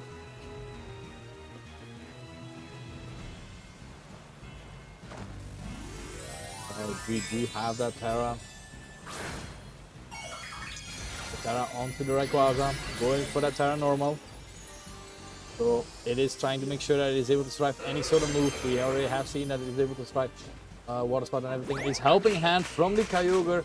Mateo with his hands in his, on his head. What's going to happen? It's Throat Chop into the Kyogre. Kyogre still able to take it quite decently. Water Spout coming out, so it is doing less damage, but a critical hit on the cat and enough on the Rayquaza. Still that helping hand really coming through there, making sure that there was no way for this Rayquaza to deal that much damage right now. So that does mean another Pokemon down, another restricted down. Chimpao on 1 HP, but there's still the Rillaboom. Rillaboom being able to put up terrain, and it is still an awkward position because we already know that this Kyogre is mighty fast. As it is, Rillaboom tends to be not built as fast, but seeing the options, you cannot Grassify, you need to Woodhammer, you cannot fake out, and the Chimpao needs to try and stay on the field. As long as the Serena as well does have that White Lens triple axle, it is able to deal just as well a lot of damage as well. It is White Lens, so it is able to make sure able to hit it. Icicle Crash coming out first. It is going to be enough to KO that Serena. Manages to connect. That means that Kyogre is the next one to move, and that could very well mean that it might be Rillaboom versus the World Origin Pulse, not missing, hitting both of its targets. Rillaboom is gonna be able to KO this Kyogre just as well. And there's only one Pokemon in the back, and we already know what it is. It is going to be the Iron Hands. And Iron Hands does have Drain Punch. And the worst thing as well is that Nick doesn't have his Terra anymore because there was still an option for potentially Terra Grass. But now it's Rillaboom versus Iron Hands, a monkey versus a robot. This is truly the fight of the ages. Fake out is a very good option, of course. Still, like get that like you stall out the grassy terrain turn. You're making sure that you get some damage in, as the Rillaboom will have to try and deal with this Iron Hands as well. If you go for that immediate Wood Hammer, you're taking a lot of recoil damage as well. But Iron Hand still has Drain Punch as well, like trying to heal itself. So you have to carefully consider if you're able to survive moves here. Fake out, as we saw, did do about 30 damage. And while the Grass Drain is able to heal at least 20 of it, that does still put Iron Hands in a very scary range, as Drain Punch could very well be just enough for it to survive. If you would hammer, plus a Drain Punch could prove to be enough as well. So Mateo has to consider a lot of things. He's gonna consider his options. The Rillaboom is a strong Pokemon, but will it be able to kill Iron Hands or do at least enough damage that it can survive a potential Drain Punch? Wood Hammer going into that Iron Hands. It does about 50%, but like this is now a very low Rillaboom. Drain Punch coming out, is it enough to kill it? It is enough for the kill, and that does mean that Nick has won the game, and that is GG. Well played by both these players. Very well done. Seeing the play of the Rayquaza versus Ditto, the Kyogre and everything. That was a clutch water spout here onto the Rayquaza just as well. GG, well played to both of these players. That does mean that we will be back in just a bit. Very much.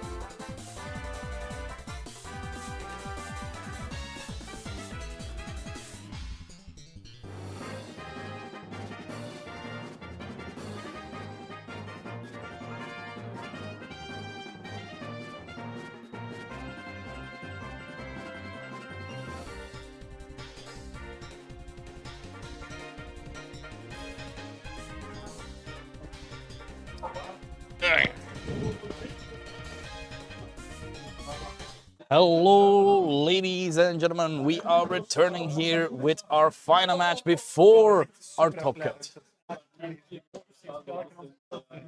Maybe you should be sitting somewhere else. That's not my fault. Just don't have ADD. All right. Welcome, ladies and gentlemen. We are here in round 4. We have Apollo Hageman versus Elias Ryans. Both of them were staying at my place tonight, and these players are ready to play each other. Honestly, we are seeing a horse match. We are gonna see Calyrex Shadow, Calyrex Ice Rider right now versus each other. Elias rocking it with the Calyrex Ice Rider, and Apollo is rocking the Cali Shadow. So let's take a look at their teams. Looking at their teams, we have the Calyrex Shadow Rider with the Choice Specs, Acid Barrage, Dark Pulse, Expanding Force, Psyshock with the Wheezing Galarian form, Fluttermane with the Photosynthesis, Dazzling Gleam, Moonblast, Shadow Ball, Wheezing Galar with the Citrus Berry, Taunt, Toxic Spikes, trying to rack up that damage there. Urshifu Rapid Strike with the Choice Scarf. Indeedee Female being able to set up the tree for this Calyrex, so you can power up these Expanding Forces just as well.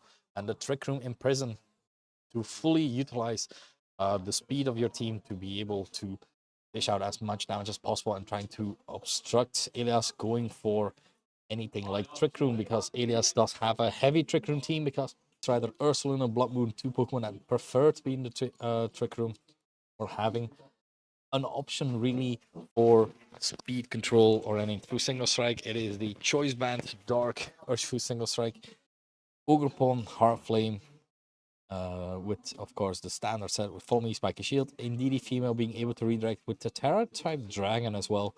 Also, Trick Room as well. Another Trick Room Pokemon being able to potentially use. And then, last but not least, we have Smurgle being able to fake out, going for Spores, and most of all, Decorate. Decorate is such a scary move. It can go through Protect as well. So if your partner Pokemon protects itself, you can Decorate, and suddenly that partner Pokemon, while protecting, got a +2. So let's take a look at what these players have led. It is Calyrex time. Well, it is Indeedee plus the Landorus just as well. Fake Out is still on the board right now for the Smurgle, because Fake Out does happen to work onto this Landorus as long as it stays a flying type. Indeedee, thanks to its Imprison, is able to make sure that there's no Trick Room being set in that regard, but are making sure or not if you are getting hit by this powerful Glacial Lance, because I don't think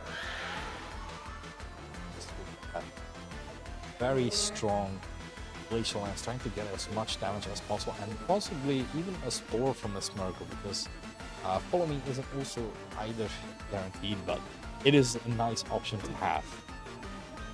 Peek Out, Decorate, Follow Me, Spore. Those are the options that Smurgle has, and it is looking like it is going to be a turn 1 Para. It is the Para onto the Landorus Incarnate, going for that Ghost typing. It will no longer be 4 times weak to Glacial Lance. It will still take quite a bit of damage, but with Boom, will not be able to Follow Me either. While the immediate takes his first mandatory turn of sleep, we have Sanctuary Storm and Landorus going into these Pokemon. Smurgle just being down, not missing a single target. That is something you will like to see when you're playing Landorus Incarnate. And now Glacial Lance and Calyrex going into both of these Pokemon, dropping quite a bit of damage, and looking like a 2-hit KO at the very least in the next turn. Ursaluna is the Pokemon of choice just as well, which could very well prove to be very useful, as it is a decently bulky Pokemon, being able to survive any moves here really from these Pokemon. Now Indeedee could wake up now because it's taken its first mandatory turn of sleep, but that is all dependent on a bit of luck. Indeedee is, however, still deciding to take another turn of sleep, while the Calyrex is going for the Protect. Maximize these turns, as now a Nerve Power could prove to be useful, but Landorus going for the Sanctuary Storm again into the Protect. Is it hitting the bear? It is hitting the bear. It is not killing the bear. That means Bear can now move, and Bear will go for the Hyper Force and will be able to get a double kill. Very nice option there, because with that, you are making sure that your Calyrex still has enough HP for maybe in the later parts of the game. But now as well, you do have Trick Room back as an option to Ursaluna has taken quite a bit of damage as well, unfortunately, thanks to the Sensitive Storm spam. It is able to make sure that it is able to resist anything that Karak Shadow Rider it likes to cook Acid Barrage. But as long as Urshifu is right next to it, it is looking a little bit more tough right now as Acid Barrage will kill the Karax, won't hit Acid right now. But Ilias still has a Terra option, still has full switch out as well. It is just looking very rough.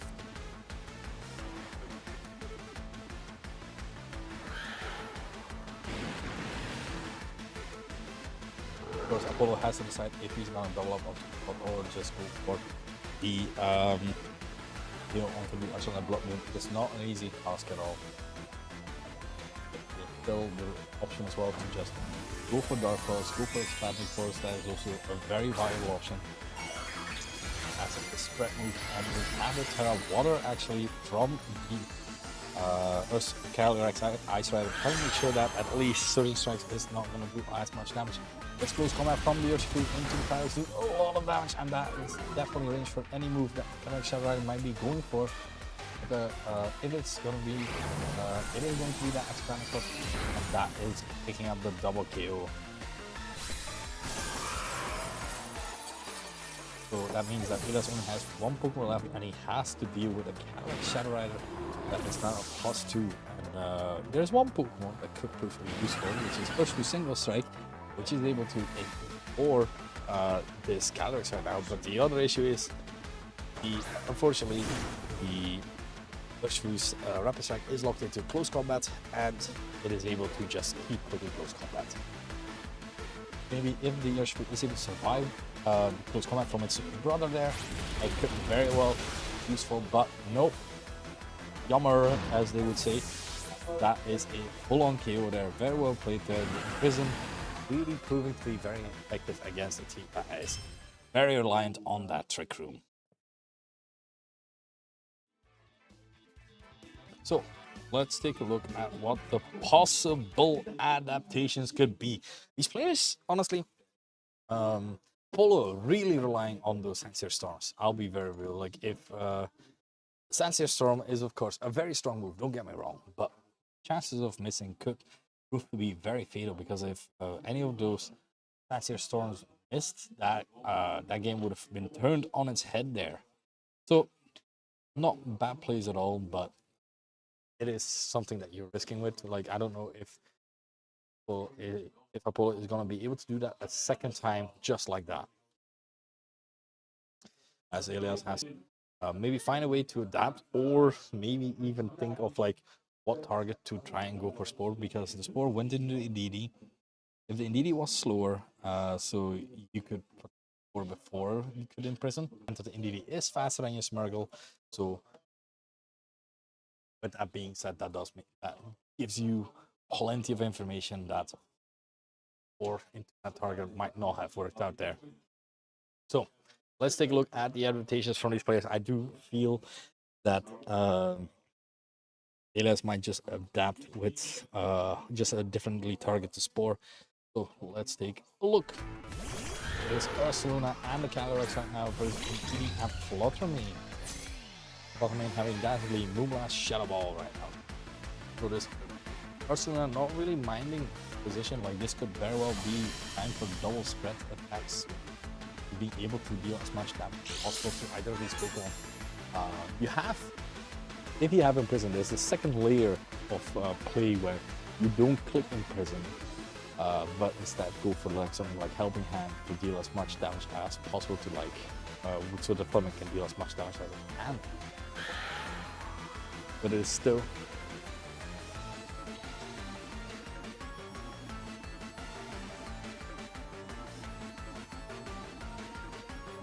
broken zone.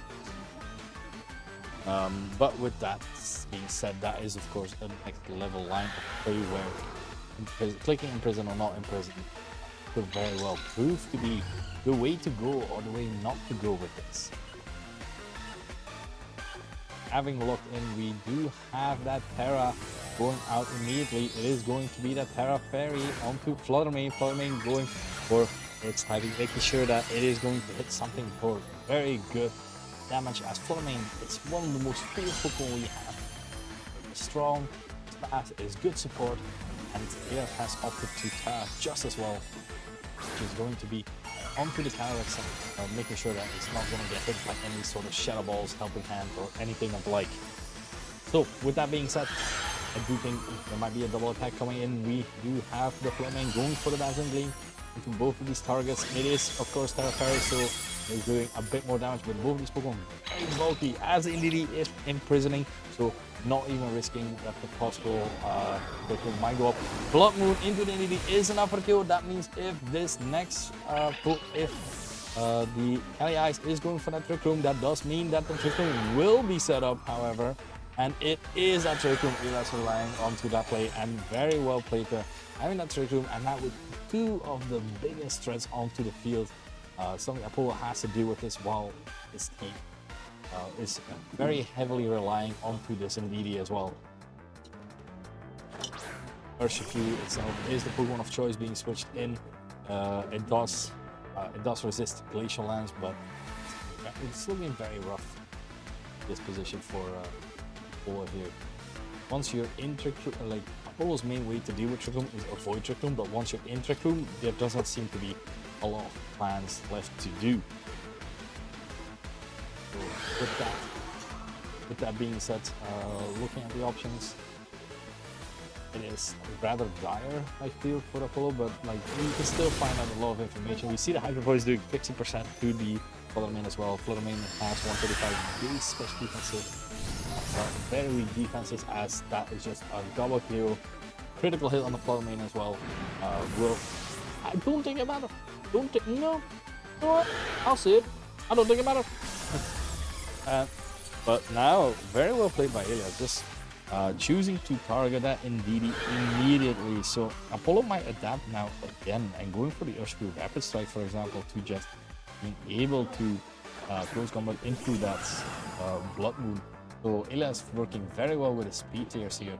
Calyrex Shadow is the Pokemon of choice. Has to lock itself into a move, not really having a lot of options. Expanding Force is one thing, but as Cali Ice is at +2 and there's a bear in Trick Room, this is looking very hard. So that was game 2. What is the next adaptation? I honestly believe that what I mentioned earlier with the imprisoned thoughtful play, like I do think that Urshifu plus Indeedee could be lead, but like you need to lead Indeedee. That's always the slot that has to be there, just solely because you can imprison. The other option that you have is potentially Weezing Galarm, being able to taunt, but it's still not one of the greatest options in that regard. It is very good defensively, like you have Dazzling, you have Toxic Spikes, but Elias' team does not tend to switch a lot, so Weezing not really the most useful of Pokemon right here. So, with that being said, now that we know that how the speed tiers were with the Urshifu being faster than the Calyrex Ice, it's also really smart that the out of Trick Room, like Urshifu and Blood Moon can just go for Hyper Voice, and Calyrex Ice follows it up and KOs and gets a boost. While a lot of times you see like it going the other way around, so Elias' team with the Urshifu Blood Moon being faster, it's working out quite nicely for him right now.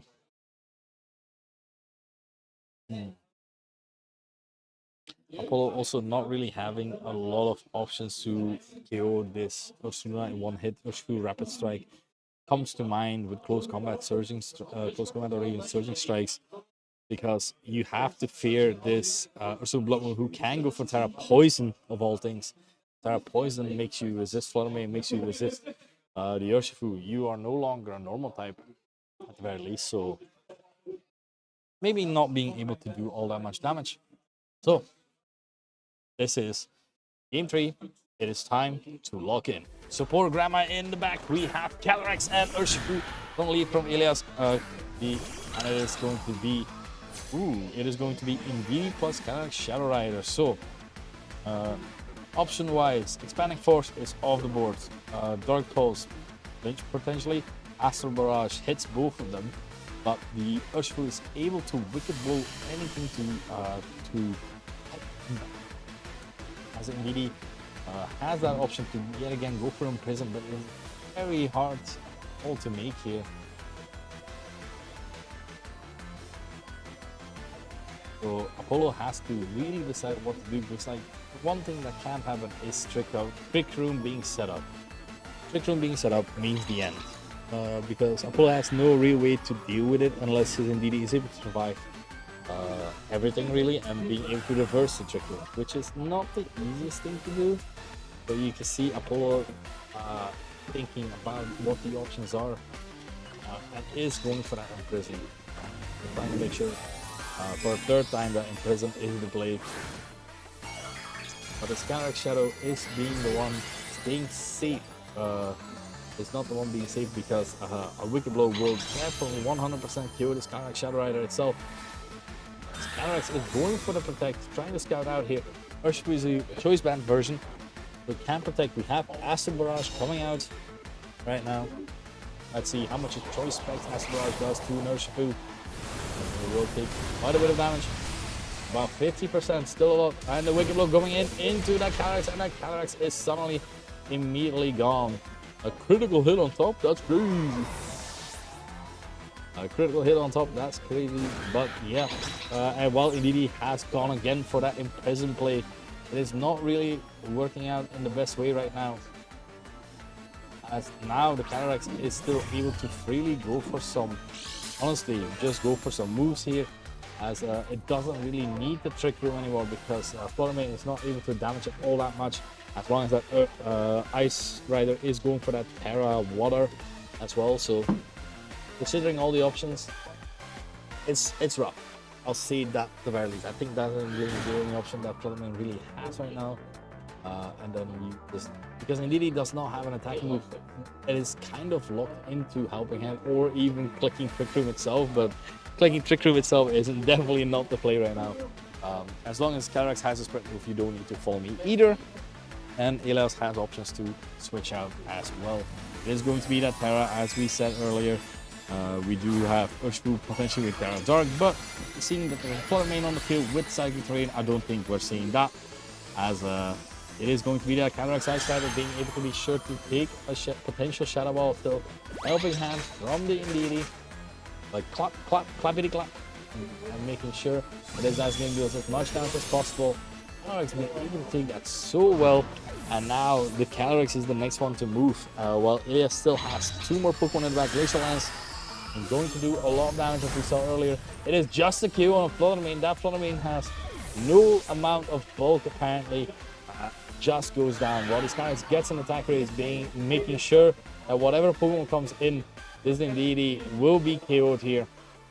There's only one more Pokemon, there's another Pokemon on Apollo's side, which is the only damage dealer.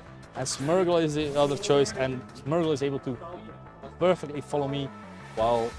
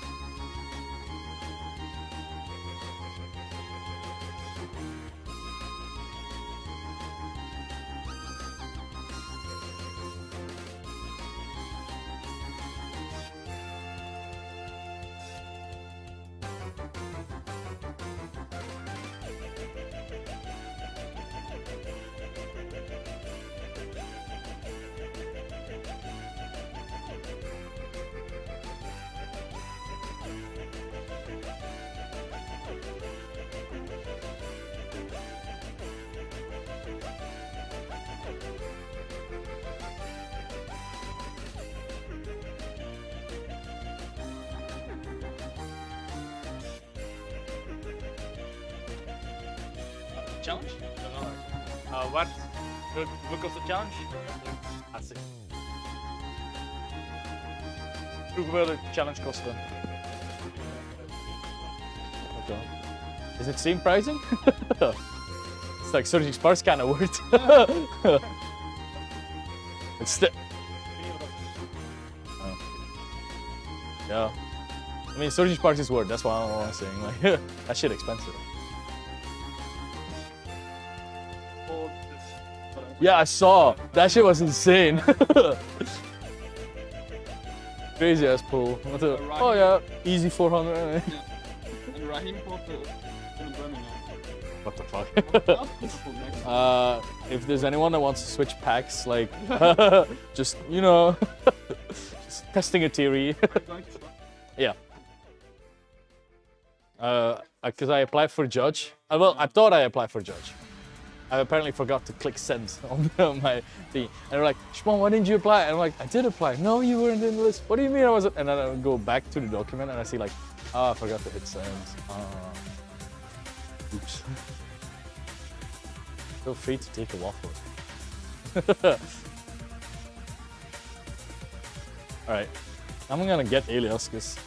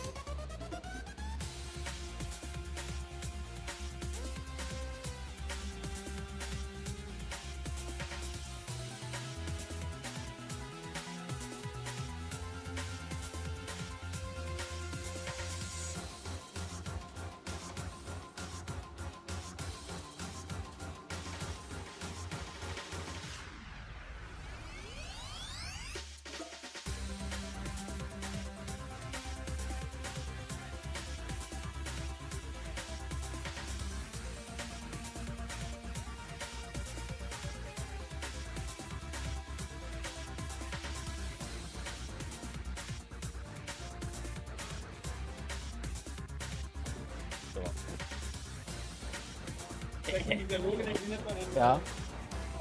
Wat dan? Nee, je mocht doen. Doe maar. Oh, sorry. Alright. Welcome, ladies and gentlemen. We are here at our top 4 right now. We have Leonard van Overloop versus Elias. These players have played before. They were off stream. They've been on stream as well. So we saw Elias win versus Apollo last round. And the first round we saw Leonard. But these players have played each other as well. And Leonard lost the last one.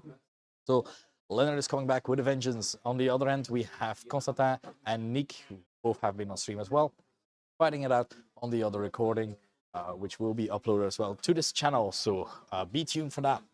But yes, we have seen these teams before.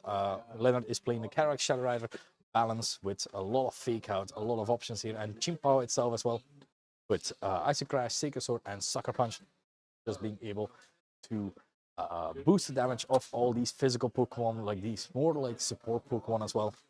While Elias, again, with Hard Trick Room, while Leonard just has to try and respect it and try to play around this Trick Room, because he has no real way of avoiding the Trick Room except for taking out big KOs, which is not an easy feat, not at all. So let's take a look at what these players have brought. It is game 1 of our top 4. Players are set. Stage is set as well. So let's take a look at which one of these horses prone to be superior.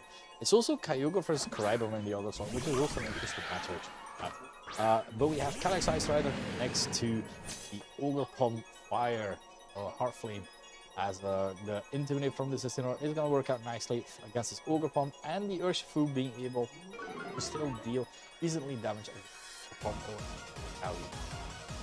You have options of Fake Out as well, which is very nice. Pick up what certain pick up will make sure that your opponent is not able to move. But if you try to protect yourself from that, that does mean that certain strikes that in the following turn will deal damage. So, considering all the options at hand, what is the move of choice here for both of these players? It is going to be that immediate Terra from Leonard's side, going for that Terra Water onto his Urshifu, boosting all the power of his water type moves. Surge Strikes and Aqua Jet are just that much more powerful right now. Let's take a look at what Elias has decided to do. Also the Terra, most likely going to be that Calyrex Ice Rider, going for that Terra Water, and make sure that no matter what move gets boosted from his Urshifu, it will not do as much. Ogerpon itself is able to make sure that it is faster, but now we're gonna see what the options are. We have to take out into the Calyrex. Ogerpon can still move them, but it is slower than the Urshifu. We have Surging Strikes going into the Ogerpon. It's Surging Water, but this is a very beefy Ogerpon. Being able to take this quite well, as that means that this Ogerpon is the next Pokemon to move. It has Horn Leech as well, so it is able to deal off a lot of damage as well. But thanks to that Intimidate, making sure that the Urshifu is back on just as well. Now with the Calyrex being flinched now, the next line of options are there. What is the line of play here? Elias is just as well able to switch in another Pokemon into that slot of the Ogerpon, of course. Trying to call that out, and we are seeing also reviewing also what Pokemon Leonard brought. He didn't bring any Cali Shadow, so it is just 4 non-resistant Pokemon being able to deal with. Let's take a look at how these players will play forces, because Urshifu going for the switch out here, going into a Munga slot here, as only going into that Munga slot with the Rocky Hammer will deal more damage than it will heal. We see almost no damage being healed. Rocky Helmet, and now high horsepower into that Munga. A very solid switch in there from Leonard here with the Rock Helmet as well. Knockoff just as well. And now Incineroar, we also know that Incineroar is slower than the Cali Ice, so even if the Cali Ice is able to put up Trick Room, you didn't have to fear the Spore, you have to fear the Parting Shot, you have to fear quite a lot of things.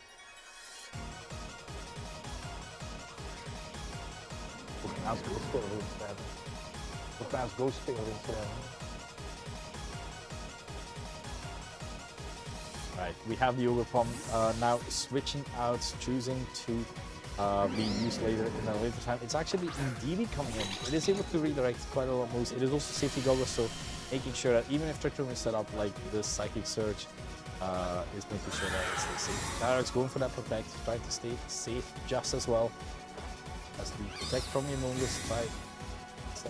Nice and healthy just as well. Parting Shot from Incineroar is not going to affect the Protect here, but now this Indeedee is prone and fully able to just ensure that it is follow me or go into that slot should the Amoonguss have an option. Still survive a very strong hit.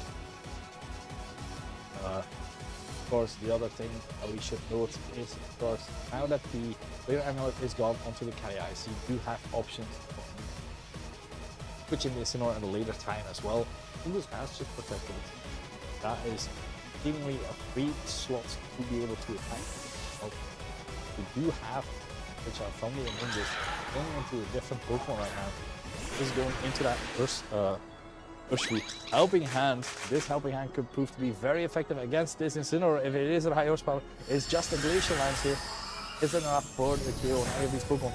Barely missing out on the KO onto this Urshifu, as a knockoff will deal a lot of damage to this indeed.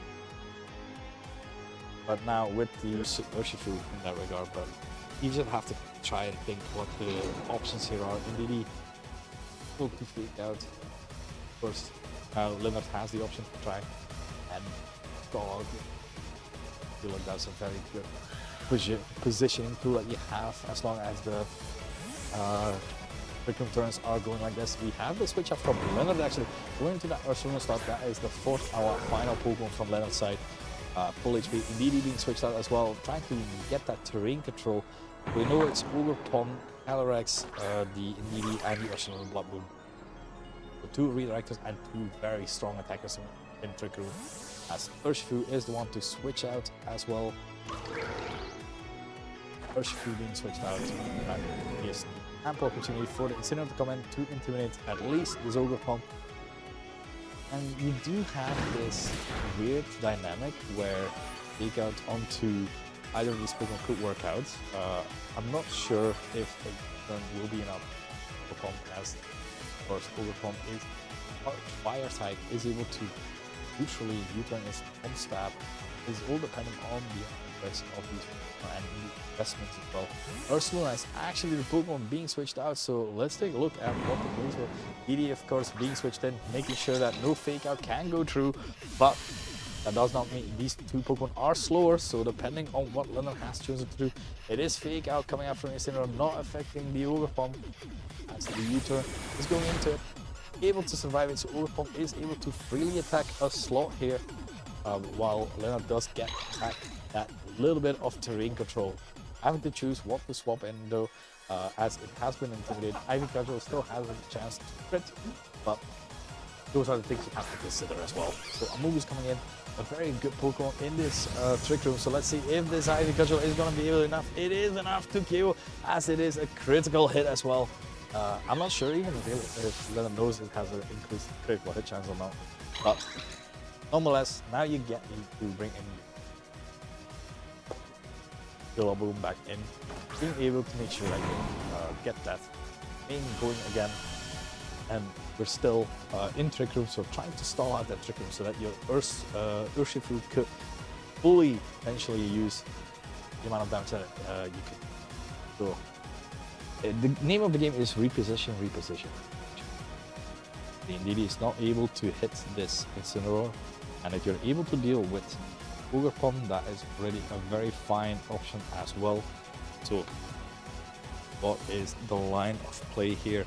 It is Indeedee being switched out, and that does mean that either Ursaluna, Blood Moon, or the Calyrex are switching in. So if that was a grass type move into that slot, that could prove to be very effective as well, as the Calyrex under abilities activate knockoff going into it. It is able to survive and hang on because of course it has no longer its item, so it keeps the amount of bulk that it has. And Rillaboom being able to switch out again, giving the option again for a fresh switch in, terrain control, and fake out.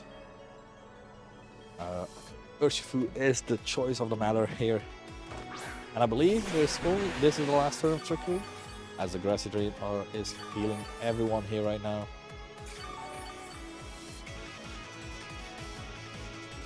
As Ursaluna is the Pokemon of choice as well from Leonard's side, and it's one more turn. This is the last turn of Trick Room.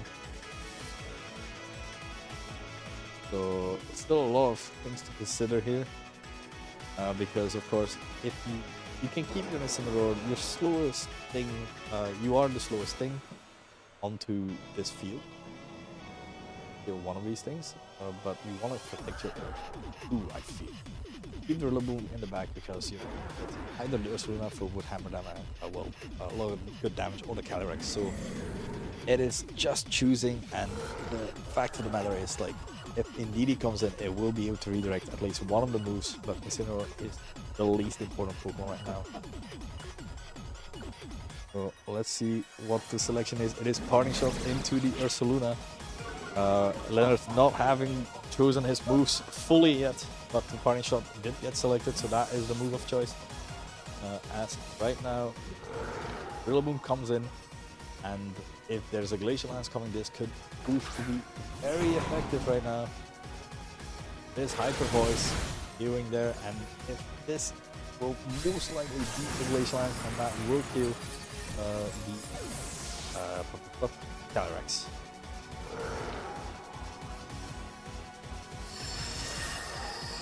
Glacial Lance will be killing Rillaboom, and now there's only Incineroar. Unfortunately, taking a bit too long there. Feel and soft plus Protect could have worked out fine, because then knockoff would have killed Calyrex, attack from the Ursaluna, and then you have your Rillaboom being able to switch in while the Indeedee switch. And Indeedee does happen to have control in that regard, but then you can Spring Strike plus from beating That was an unfortunate last turn there. Intense game one already. So Leonard had a good plan there, being able to not bring Calyrex Shadow Rider, but just go with honestly the amount of support Pokemon that you have, the beef of the team. As Chimpao and Calyrex are definitely not some beef. But that was a very long game. But it felt like a very long game. But there were a lot of thoughts in mind as well. And if you have games that are going this long, you might also consider like the HP stats of your Pokemon, seeing how much time there's still left on the field. So I think that Leonard played very well. Unfortunately, the end game there happened not to be the best one, but I do believe he's able to adapt here. Make sure that he's able to crush the opponent. I am unbiased, by the way. Very unbiased. Yeah, so now Elias also knows that the potential of no Cali Shadow is an option. Adapt to that while I might just bring it again. So thinking about all these options, it's not the easiest, but I do think Leonard has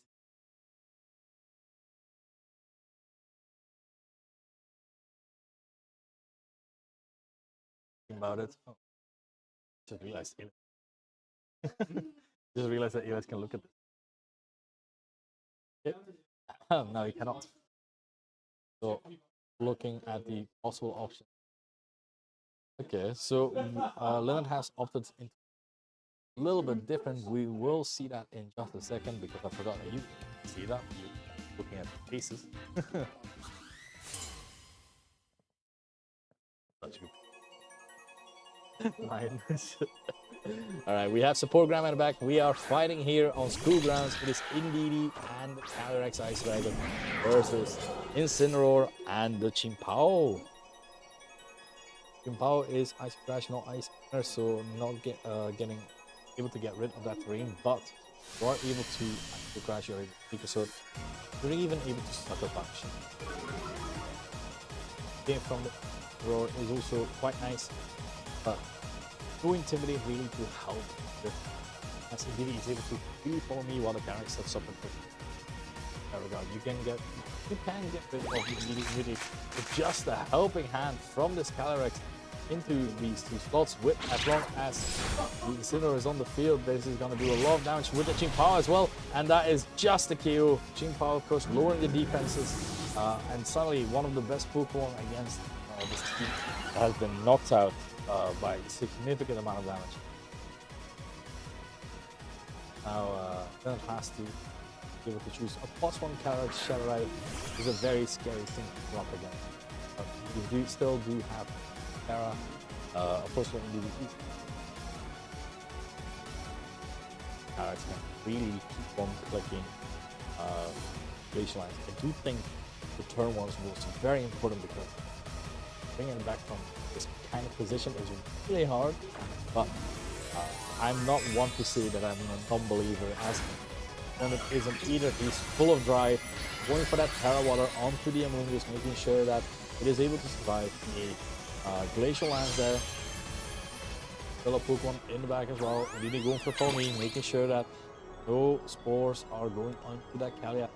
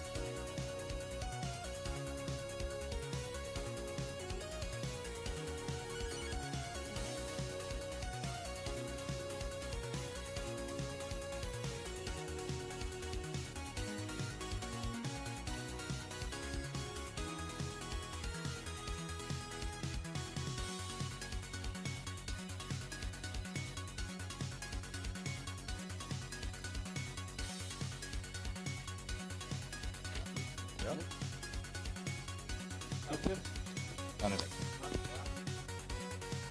Here. Puntje mana.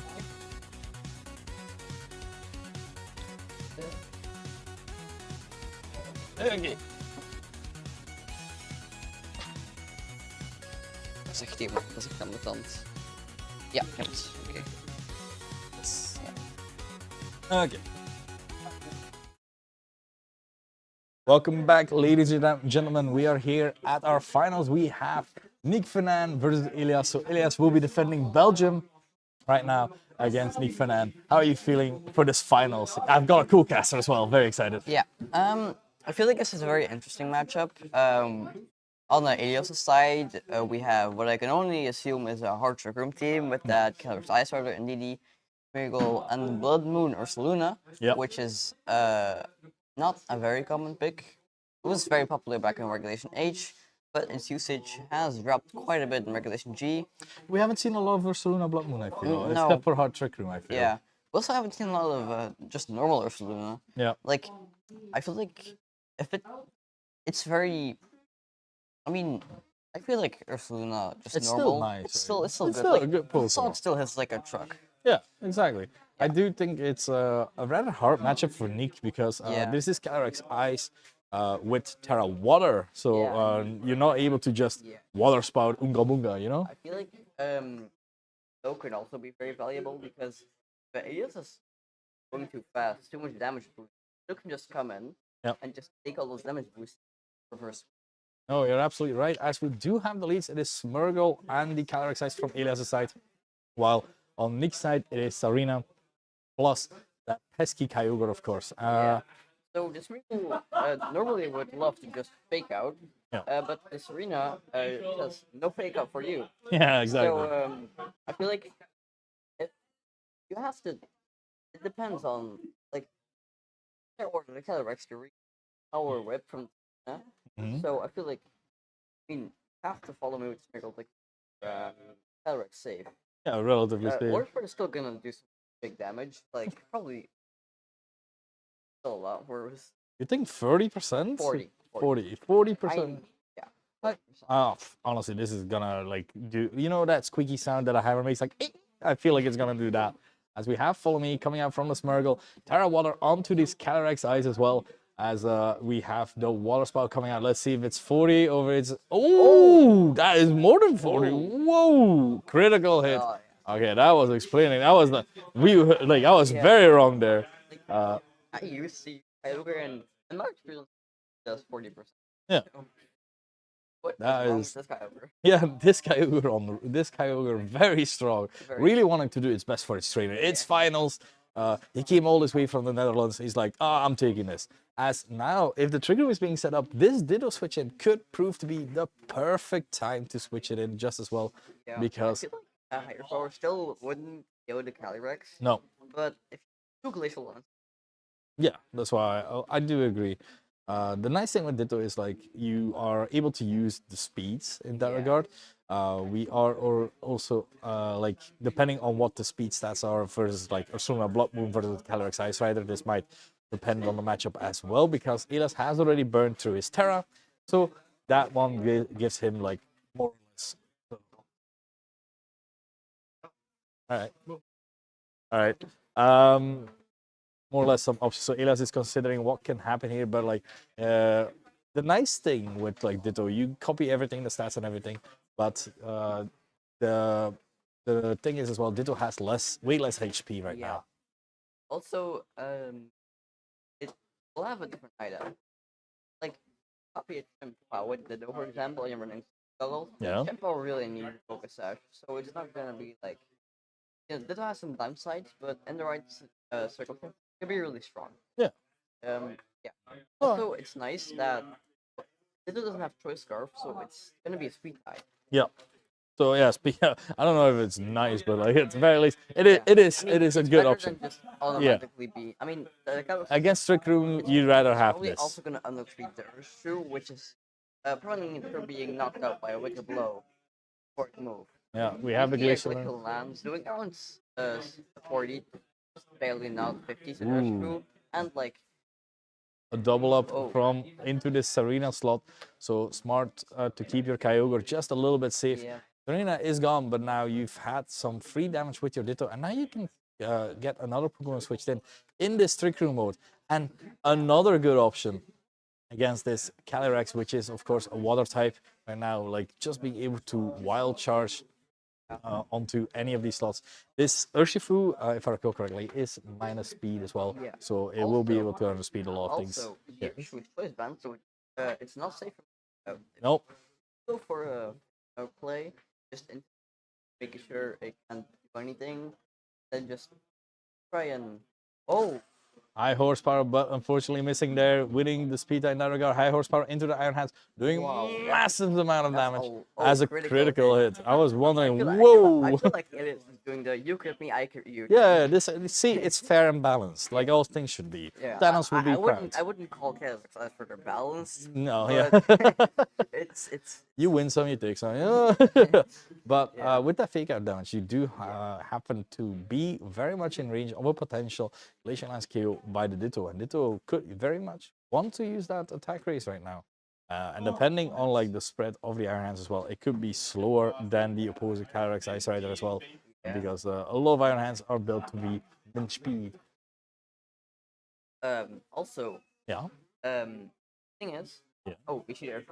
Oh Yeah. never mind what I was gonna say. Oh, yeah. You were. Going into Ursula, Ooh, hard switch into the Ursaluna right now.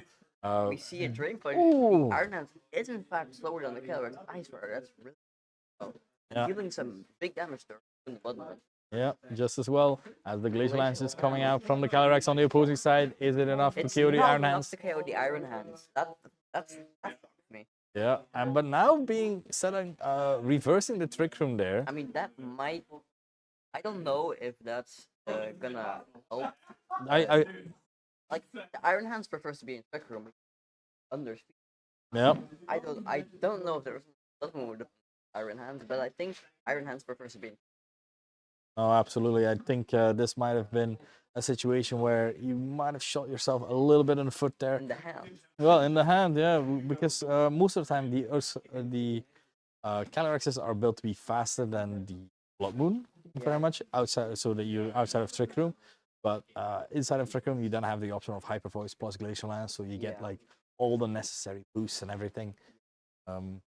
Could prove to be very useful right now. Ursaluna actually opting to just protect for this one turn, as Cali Ice could go for a Glacial Lance. Ditto is moving using first. Glacial Lance. Is it enough? Ditto has won the speed tie all 3 times. Yeah, except when it Trick Roomed. As Calyrex is able to hang on. Not doing enough to KO the. Wait, Oh, Iron Hands Iron is. Hands are. I know the Calyrex are dying. Are these beating? No, it's just another Oh, Trick Room Trick there. Room. What's happening? Okay, but we already know that Iron Hands is the slowest thing on the field. This is a very tricky. Oh, it's most likely thinking of like Ila still has this Urshifu in the back, and the Urshifu could very well deal a lot of damage with Sucker Punch, with Choice Band and Sucker Punch, but I don't I'm know. The Kyogre is still healthy. yeah, but it's still relatively probably healthy. not gonna want to take Choice Band close combat. No, This is opting for the double protect, but failing, and we see Iron Hands go for the 3%. People never know if there's faster or slower. I'm honestly just wondering at this point. Yeah. I just want to know. These are very ambiguous. Yeah, this is something that the players themselves are also Which Calyrex finding will go out. for Ditto going again. It's crazy. Going first again. Ditto is just not losing. Like, no, I win the speed tie. Yeah, we're like 4 times. Yeah. That is, Calyrex being out, and now Polo is down to his plus damage. I think it's gonna collect it. yeah, Elias is indeed down to his only last Pokemon there. You could see Sucker Punch. Yeah, you you could could, gauge like- some damage. yeah, You you could could- gauge some damage. Like it's could like oh no No doesn't information force it. needed. You know, Yeah, like he doesn't he already want has the calcs in his mind, in his head. It is the absolutely yeah. information. We don't need the information. Like, you know what? I don't need it. I'll do it without it. Like, yeah, not a twin, but like that way. What? It's just I've got the calcs in my head already. Like, you know, like Have you ever seen the GIF of like the guy doing calculations and like all flying around the screen? Yeah. That's just what is happening with Alias right now. So, what do you think are the adaptations here? Because I feel like Nick played very well. Like the Yeah, Ditto was the MVP. There's no denying that. yeah. Everyone's also very strong. Yeah. I think um actually Counter-Run 2 is gonna not want to set a quick room Yeah. because the Iron Hand is just on us. Yeah. You have to Sarah Water to survive the water spout. Oh, there's And- Wild Charge. Yeah, and then you trick room, and then there's suddenly an Iron Hands being able Yeah. to. Oh, you know what? I'll guess Your- I'll electric move. Your Yeah. first knockout. Ditto. Oh, there's a low kick. Yeah. A lot of information now has been exchanged, and I do think Yeah. that Elias will, because I know Elias as a player, he's someone that tries on like getting that information and trying to adapt with the given information. Well, I can like could that's true. it which Just take it. just dodge it. You know. Overpunk could. I don't know how fast on this, but it's faster and outspeed the kind of and like Hmm. get off a horse damage. From previous games, I already have a little bit of info that the Kyogre is, in Really fact, fast. Max is speed. really. Yeah, you played against him, right? Yeah. Against Nick. Yeah. Yeah. The Kyogre is really. Every time I play against him, I Yeah. know it's fast, and I can't do anything about it. Pokeplay BE. All right, sorry. Fan. As we had to go there. All right, we have our second game of finals. Let's take a look at what these players are bringing. We have Kyogre versus Kelly Ice. It is not a tale as old as time because support Grandma is ready to help this Smirgle and of course this Kelly We Ice as see well. the same league again, but we might see some plays. I don't know. I actually think, but don't quote me on this. Mhm. I actually think Cataracts can take one water spout. I Oh, think, it should be able to take one at the very yeah. least. I do think. So if they start good, but Yeah. also like last game, follow me and Mhm. I call them out for that. Yeah. So we could not want to. Essentially, Yep. I don't know. No, it's a very valuable option as you are able to protect them potentially. Just go for that spore. Terra Water again, not want to lose. Yeah. Valid. Don't wanna take too much out and then see a Ditto coming in. Yeah. Just, I mean, Yeah, we have the follow me from the Smirgle water spot coming out. Let's see if it crits again. No crit No, this time. 40%. Like, I maybe argue that's 30 maybe- 35. Yeah, I was like, Yeah. Hey, don't Power crunch Whip the coming numbers. out, opting to not YouTube, so no Ditto. Just Yeah, no Ditto. The also, thing is, the interesting is, if he U-turn, Ditto. Oh, we see lands instead of knocking out through one hit, killing them, and more important, getting it.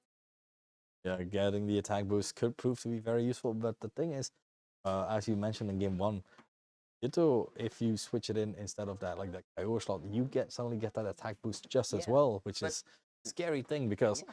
if that Ditto keeps winning the speed ties as it did earlier, I do feel like Yeah. it's quite a scary thing to come up against. There are also some fun games. As we see now, last game, the position Kyogre and Serena, which allowed the Ditto to copy the. Now Mhm. it can copy the. Oh. Yep. So that's like now Ditto is not gonna. I mean, I guess you could spell Kyogre, then hit it for Yep. or Iron is also turning pressure, so the Earth effect take out the Cataracts. They Mhm. could hide power instead. That game was a high power crit. Or like the KO. I do think you're right. Like a +1 high horsepower can do a lot of damage, but I don't think it's gonna KO either. And you also have the mind game of the Indeedee being able to switch in, fake out into that Urshifu, He just got and just the water spout. play, nothing at the earth.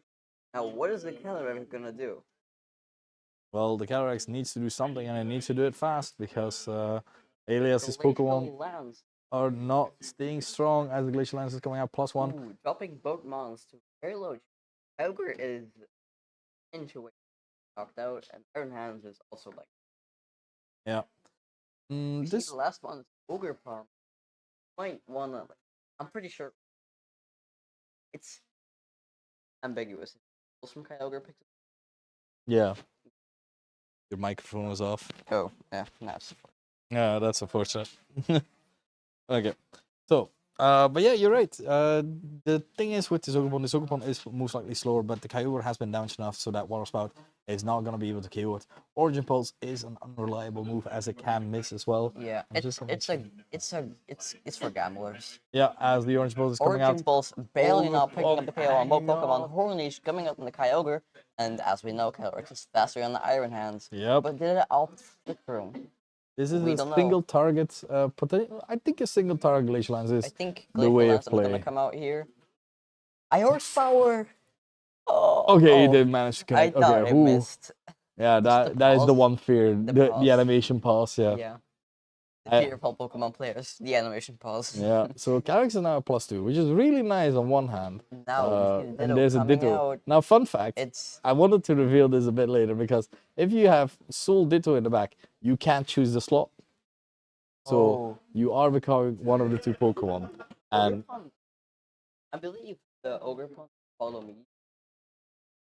yep, Follow me, Glacial. you do. Like, this is the unfortunate part that Nick why- might not have considered because if he protected like his Kyogre being able to survive for one more turn, the repositioning game was really hard in itself. So, but the Ogerpon can go for that follow me. Like even Elias can even go for Trick Room and even Guarantee as well. But Glacial Lance is just as fine to play. Going for Trick Yeah, as follow me. just takes one turn longer. Yeah, That's it. just take throwing out. And so this is very well played. I think maybe if the Kyogre switched in earlier instead of that Ditto slot, it would have taken a Horn Leech. I But don't know. yeah. Obviously, if don't copy the Calyrex, just guys. Mhm. Obviously, Pon is gonna fight. One doing it. Yep. So it's done to just leave it up. So it results always chance. Yeah.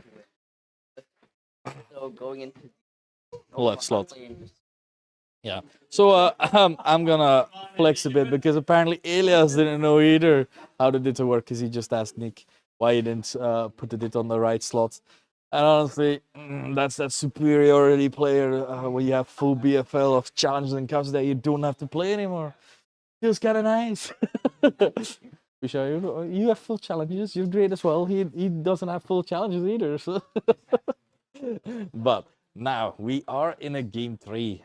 In what we've seen, just like being the same leads earlier, and I do feel like think that the game comes down to Mhm. yeah. Staring down a Calyrex, there's a good chance. Staring down a Trickle. I don't know. So I have a question for you. So in that position of the Smurgle plus the Kyrex, right? You go for Water Spout. You put the Smurgle on its sash. You then U-turn to, and like for example, the Cali is on the other slot. You switch in Ditto. Does Ditto not transform? Transforms into. Yeah. So despite the Kyrex not being on the same slot, because the Smurgle went down. Oh, Yeah. that's not more.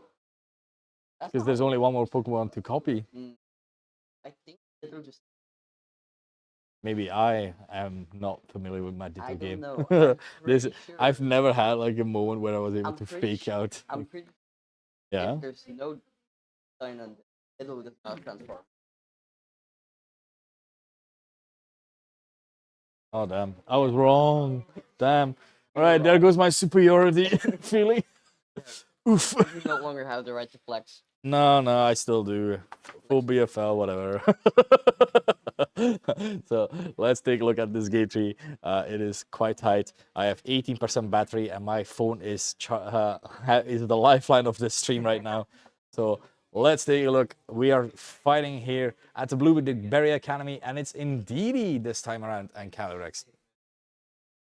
Probably because thanks better. So This is still a water spot. I mean, oh yeah, it's not psychic. It's not Psychic Seed. Oh. It is safety goggles to prevent Oh. any Among Us shenanigans right there. So I don't know. I generally don't know. I don't think. We. Yeah. I'm excited to see how this. How this plays out. Yeah. Yeah. Because Helping Hand Water. yeah. I don't know. Wait, as you said, like the option is still there for Terra Dragon Indeedee, for example, and just protect the Calyrex. That's Because then you're still able to stay safe then you relatively. can- Yep. thing.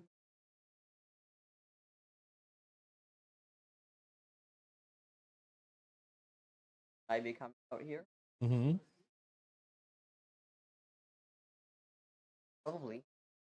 It is going to be Paralyzation on both ends, as you mentioned. Ilya immediately turn one. Calyrex Ice, right?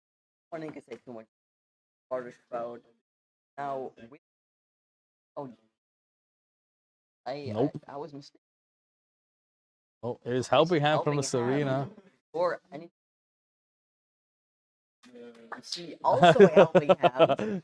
See, these are very helpful girls, all right? Like you gotta understand. Water Spout coming out, knocking. Wow, 60%. Well, 55% to the about Calyrex. as much as a Helping Hand Trick Room. helping hand trick room is a little funny.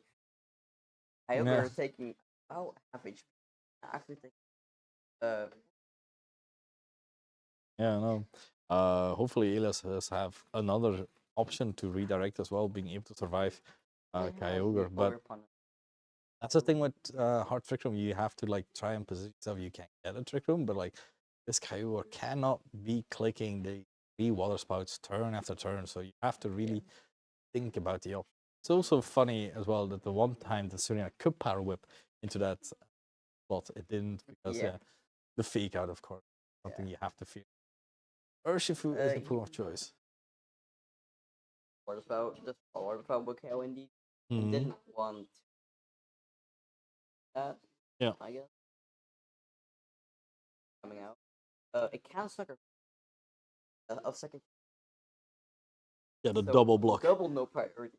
No, if it's double no, it becomes a yes, right? That's how it works. Priority blocking is not like trick room. So protect from the Talking about trick Calyrex. room, there is none this game. Yeah. For now. Orange Impulse coming out. Is it gonna be able to connect right now onto the Urshifu? It is connecting, and that it will is be just enough to gone. KO. Not a water. Not resist. And we'll go down. You know, we were saying earlier that we felt like Ida still has a good chance because of the Kali Ice just having the Tarwara, but like Nick just saying, all right, that Kali can be there, but like I'm just gonna. Speed is critical in the back.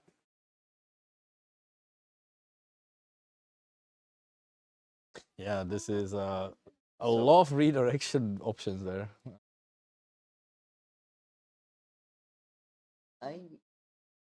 Opting. Honestly, you don't really want to miss either, but I get it. But like, here you gamble and fuck up, or you don't gamble. yeah. The way I see it is like if the Calyrex is able to kill this Kyogre next, so for example, crazy play, decorate plus. Because going for the failing, while coming. Putting the Smurl on the sash. Bringing Calyrex down to like 20%. Oh, trying to spore. U-turn and technical, not allowing it to any Yeah, switch to Ditto. Prove me wrong in game. Prove me wrong in game. At this point, I feel like Willow can. Niels. Elias. Oh yeah, sorry. That's alright. From me. Iron Hand's coming out. Not be right or wrong. Can still switch. This is seemingly very Jover, as they might say. Overpawn. Yeah, it is Joverpon, as your Ogrepon is named, accurately named. And that is the game, and well played to Nick being able to win the cup. We have been invaded again. Guys, I can't keep playing these. No, very well played there by Nick. Just Kyogre, the amount of damage that he can just keep clicking time and time again, proved to be very useful. Someone needs to be on counter teaming duty. Wait, I just realized, Nick, did you put your headphones in the Switch? No game audio. My God, you've done this before. It's fine. But congrats to Nick Fanan. Elias on the second spot. And of course, third and fourth will be Leonard and Constantin. Thank you all for joining. We hope you enjoyed the stream. I will now clean up a bit so I can play some TCG. Goodbye.